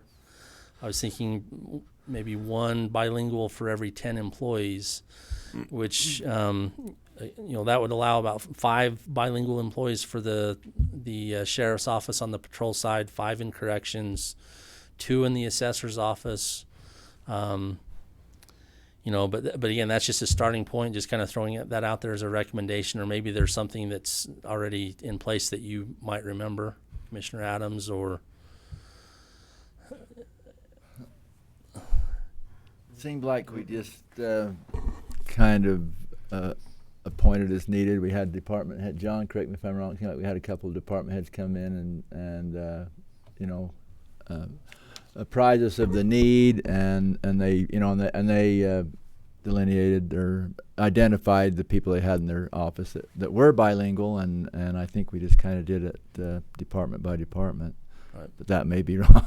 That's my remembrance. No, I think that's certainly a direction we could continue to go with it. Just address it by need. Again, it's not something that comes up quite often. In fact, this is the first inquiries I've received since since I've been with the county, so it doesn't pop up too often. I was surprised that, when I got the report from payroll to only see that there's just the 7 that are receiving it. So it's not, a huge expense at the present time, but I just wanted to know, I didn't want to miscommunicate or misinform in answering those questions to the department heads. But right now, as there's a need, should that just come through to the HR office, and I can bring that to the commission? That's what I'd like to see. And we'll call that the county staff plan. Yeah, correct? That's what I'd like to see. 'Cause we've already got 5, it looks like, from the sheriff's / corrections. So I don't know that we need 10 there, but maybe we do. Anyway, I'd like to, if you would poll the department heads and see where they are and what their needs are, and bring that back to us. And I'll do that. I'll send out, just a reminder that there is the policy, and that there may be somebody that's utilizing those skills to the benefit of the county that maybe is not, hasn't been accounted for. Seems like law enforcement and assessor might be the most needed, huh? And I don't know what, and maybe other departments, just 1 per department, or. I'm the clerk with marriage licenses and so on. Oh, yeah, that's true. And Forgot to leave sometimes you the outside, person John. may not be there. Oh, yeah. We have a lot in our office too, and thankfully John's a good help to us because he's worked in my office. Because the other people in the courthouse are happy to help us, but sometimes it's really hard for them because they don't know what we do. I It's see. hard to explain to someone how to transfer your property when you have no idea. Yeah. And I didn't mean to leave you out. I just was thinking about agents out in the field more, but I didn't think about that. So that's. I currently don't have one, but if ever I could, it would be a big help to me. So I'd hate to have you say, no, the recorder's office can't because they only have 6 employees. Right. No, we wouldn't do no. Well, and I think, if I'm wrong, but I think we've kind of thought about the courthouse as a whole. Will you step up to the He was waiting to say that.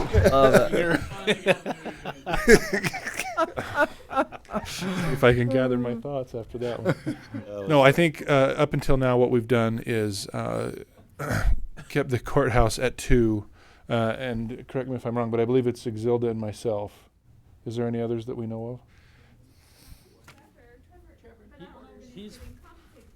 He's one that's been brought to my Attention. attention. We're trying to work on getting that, and that's why I'm trying to make sure we approve it the right way to where we can get. That was a name that's been brought up just recently.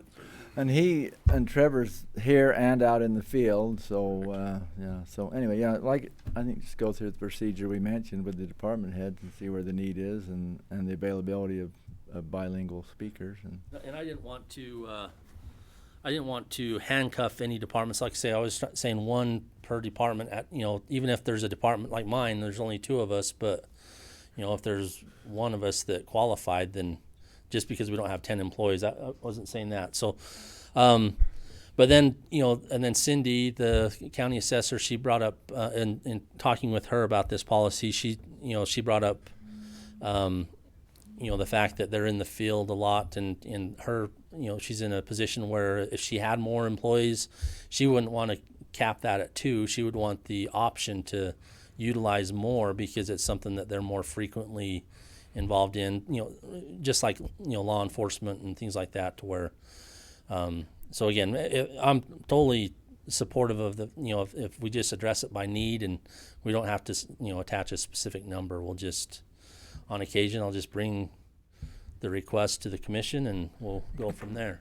I would agree with that. I think it's important. I mean, if we have those resources within the county, wherever they may be, I think that's always a resource that can be used. Well, and I would suggest that maybe you do cap it at 10 per department or something like that, or 1 per 10 employees. But I would suggest that you consider them in terms of like strategically. For example, it would be good to maybe have somebody at the Justice Center, that could be there.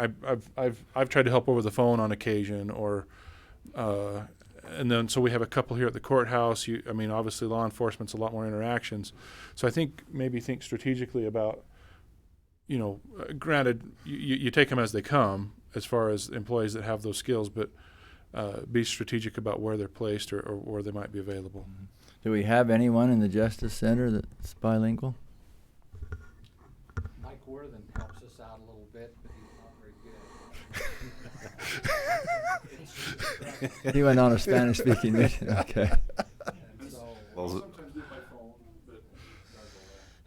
Okay. That brings to mind, it might be beneficial for me to send out a list of the bilingual, for the, the buildings such as the Justice, building that, so that maybe we know who to call by as in terms of resources. Like I say, I know those employees now that I have a list, but maybe other department heads don't. And That would be and I'll send it out as a reminder just to say, in case there is somebody that's maybe, again, using those language skills but have been unaccounted for in terms of the policy, then I'll reach out and just kind of remind everybody that there is a way to, to compensate them for those services. Although it's, it's quite minimal, but it's still, it's something, if it's something in the course of business that it's really, serving a benefit to the county. I think a case by case would be good. Okay. Don't show this to my son; he'll want to give himself a raise. But anyway, Right. Sorry. So, again, it wasn't really looking for any course of approval. I don't think there's really any in reviewing the policy. I highlighted some things just to kind of keep us all up to date and informed. But I don't think there's no need to revise or approve anything specific, other than again, I do have a couple of Trevor Mattson here is one that I'll probably be bringing. Once he does the proficiency testing, if that all goes well, I'll get that all ironed out, and then I might bring that name and any others just back to the commission for approval at the appropriate time. Who administers the proficiency test? It says that it's through the HR director, so that's Well, that's what you were mentioning earlier. yeah. So but it's So you got to learn Spanish to be able to do that. that's what I was trying to clarify, is that I found some things in terms of what I could find, but I don't know how effective it is. So I'll use the existing employees and communicate with them as part of this testing process that we're experimenting with, and if it's effective, we'll use it, and if it's something that isn't good because I personally account for it, then I'll adjust it and figure out something different. Okay, very good. We have a statement or a comment from the public while we're on this. My name's William Pressgrove.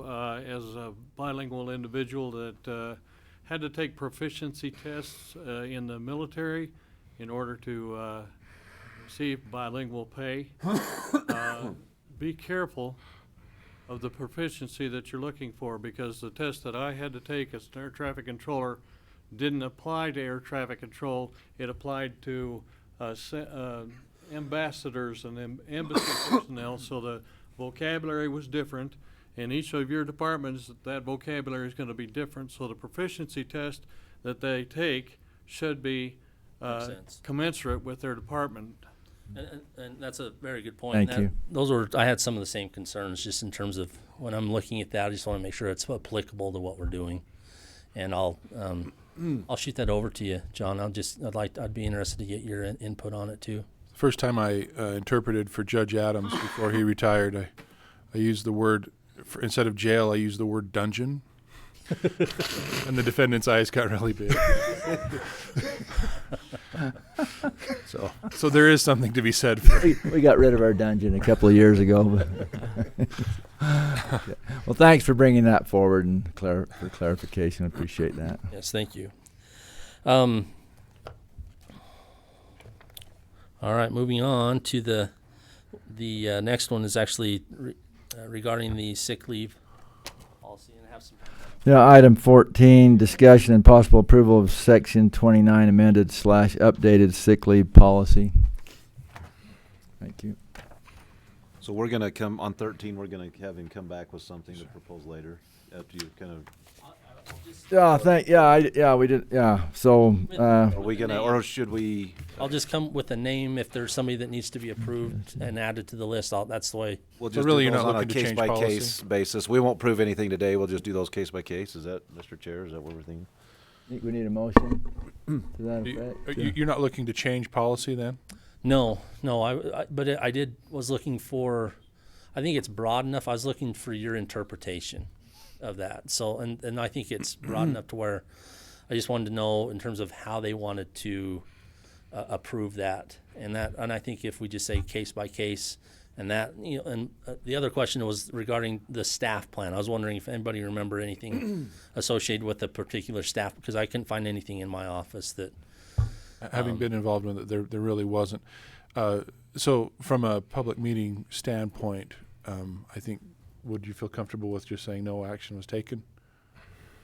I'm fine with it. That's okay. So on item 13, then we had a good discussion. No action taken. Item 14, I've already explained.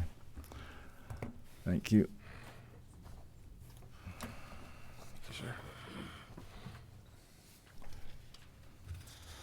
Okay, so those two handouts, one is the existing policy, the one that's not highlighted, and you'll see with the effective date, the last date being June 11th, 2018, and then I've the second handout with the highlights in yellow are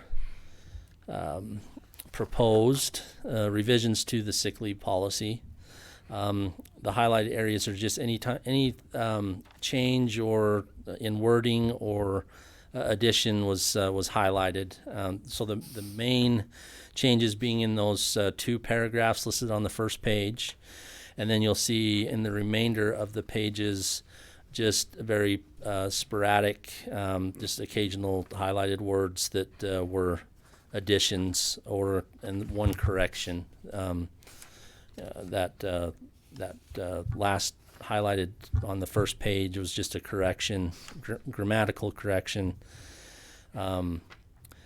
But with this, it's really it's clarifying, and it's making the policy coincide better with the FMLA requirements. Also, with the added responsibility to the HR office to provide an employment and leave status notification letter or notice that will go out to an employee that that goes on extended sick leave, and it's something that we'll do that to go above and beyond what's the minimum requirements that are in place, but it's a service to our existing employees to make sure that we're clearly communicating the expectations under the policy, especially in the event of a long-term absence, and that's where that employment and leave status notification, as outlined in that second highlighted paragraph, will provide some clear information and expectations as the county works with that employee on leave. I think it's really just providing clarification and a couple corrections just where in those last pages, for example, under Section D, we'd had questions recently about whether a stepfather funeral leave had qualified under the policy, which I think that's implied, but I think just something that requesting approval that we formally apply that and include it in the policy. Yeah, good upgrade. So, is there any questions or discussion?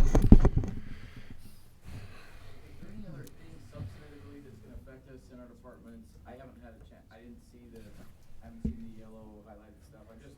I don't want to be surprised by something if there's something that's substantively changed.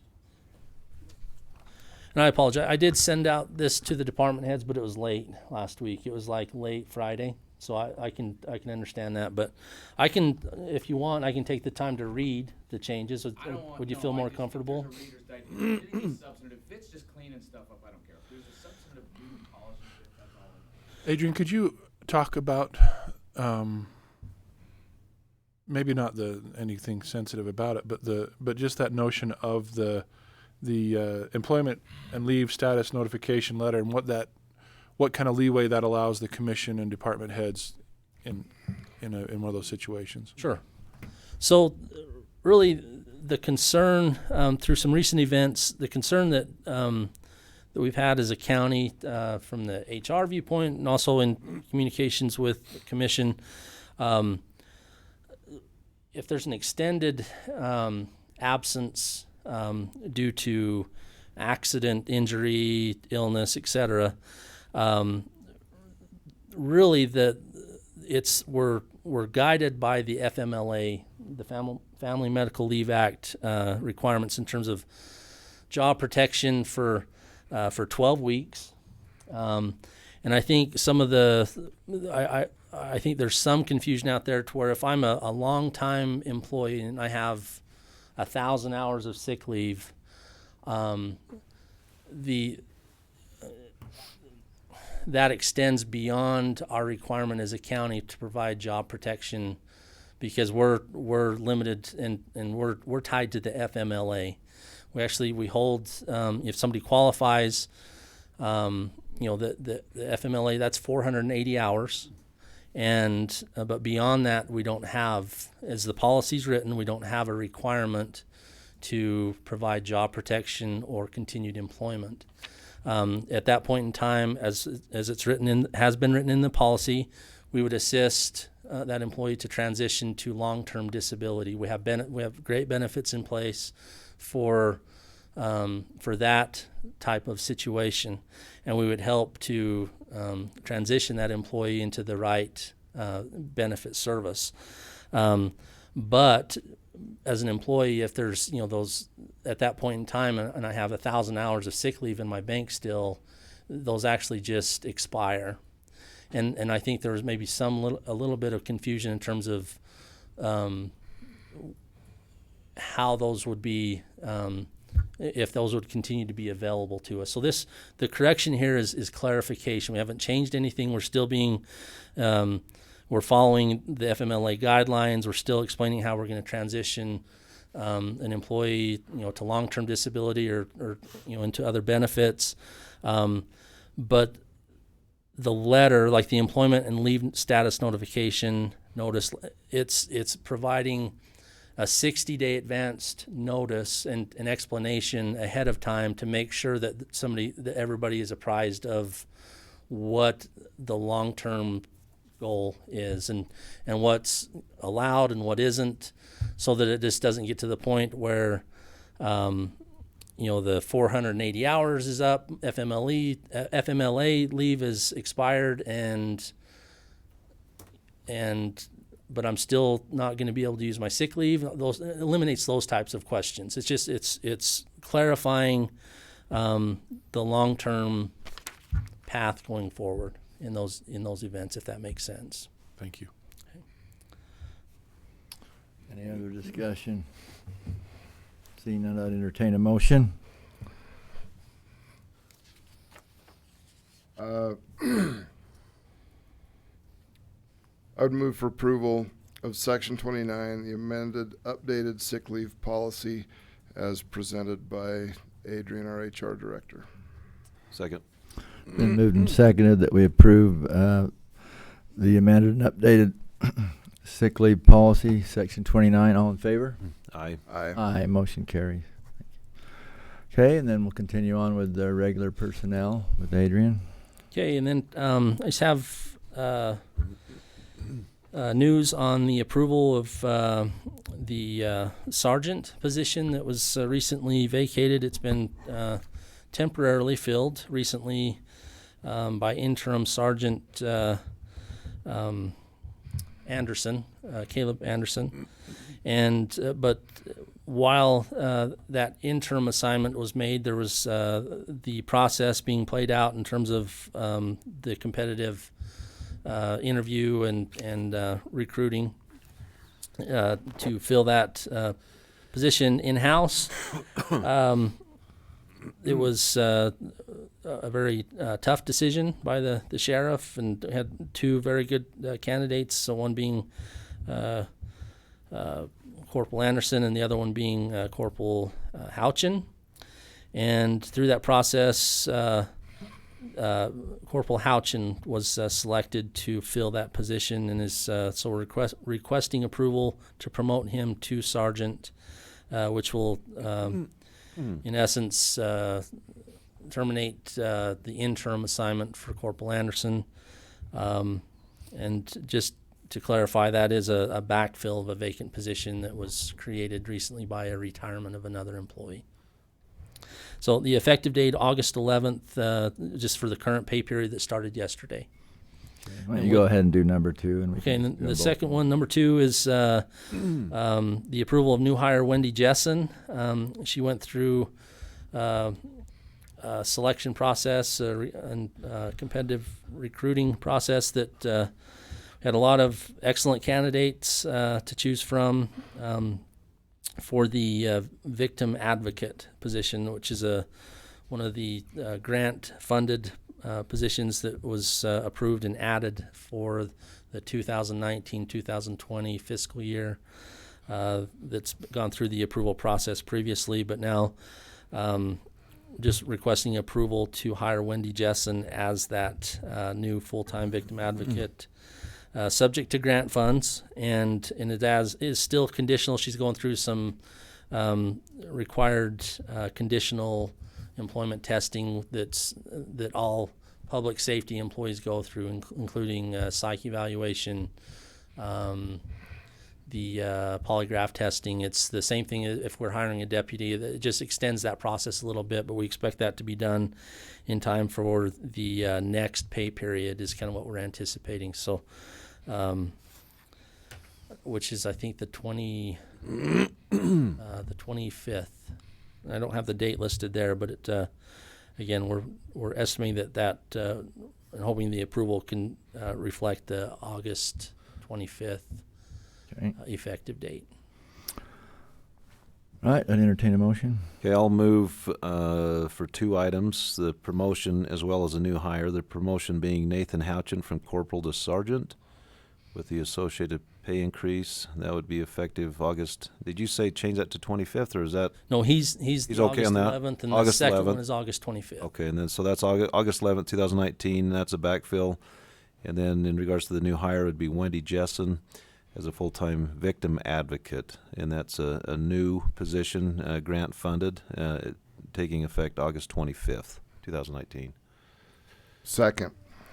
It's been moved and seconded that we approve the personnel changes in the sheriff's department as delineated in the motion. All in favor? Aye. Aye. Aye, motion carries. Thank you. Thank you.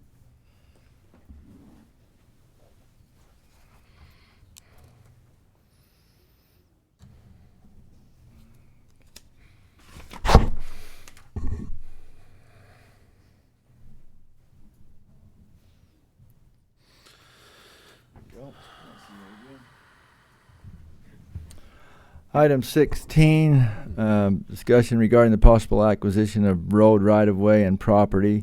This portion of the meeting may be closed per UCA 52-4-205D. I think that is the intention, so I would entertain a motion to go into closed session. So moved. Do we need to state both of them and then so we can handle both of them, or?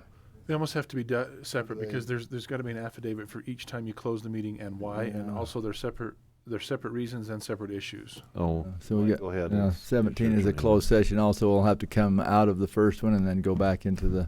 You want to address anything in the rest of the meeting before you do that, or? You're saying we have to do them individually and go into closed, come back into open, and go back into closed? Yeah, because on the Oh, minutes, really? there's going to be an affidavit for the chair to sign saying we appropriately went into closed session, and because they're different different reasons and different, and maybe Chad can weigh in on that, but they're different reasons and different issues, and so. Yeah. Okay. All right. Well, I'm sorry. I gotta. I appreciate what John said. Is there other item? We also have non-delegated items on the agenda.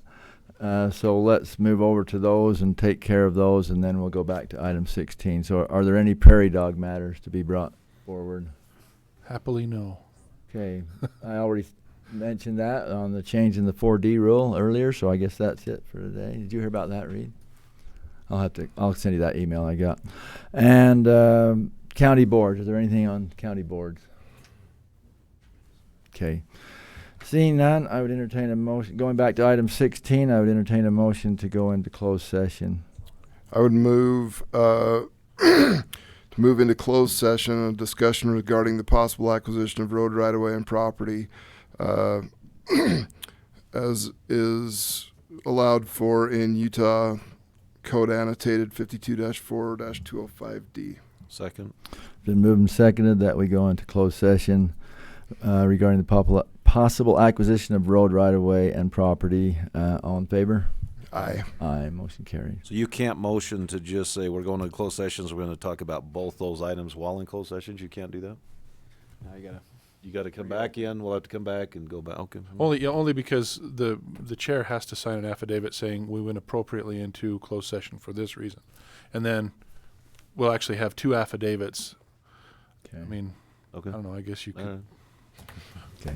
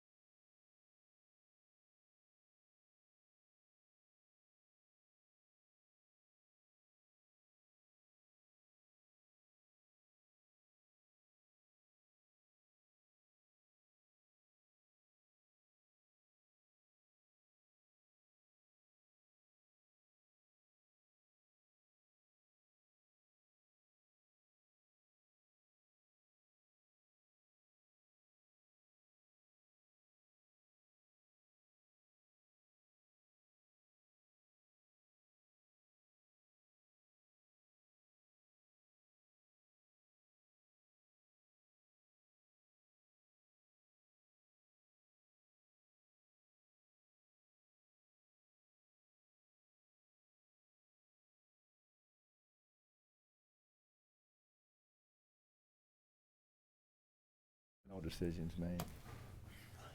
I'd like to see if Dan's available. Okay, maybe. Alma. We are reconvened in regular meeting. Chair declares the closed session adjourned. Now, item 17, strategy session to discuss pending or reasonably imminent litigation. Note, this portion of the meeting may be closed per UCA 52-4-205 C. That is our intent to close the meeting for this discussion. So I would entertain a motion. I'll move to go into a strategy session and close this public meeting. And the reason being reasonably imminent litigation. And this is authorized through UCA 52-4-205C. Second. Been moved and seconded that we go into closed session to discuss pending or reasonably imminent litigation. All in favor? Aye. Aye. Motion carries. We are moving to closed session.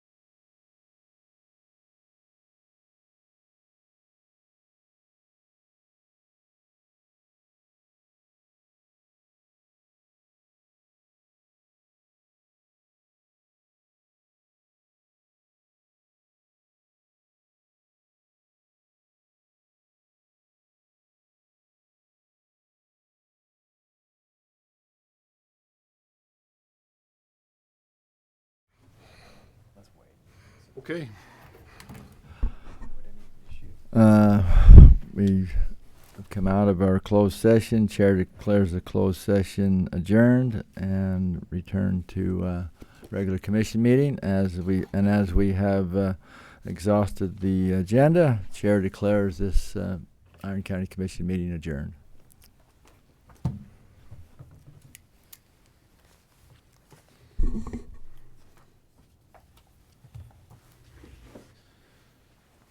Joyce might want to visit with us. And just have what we Are you guys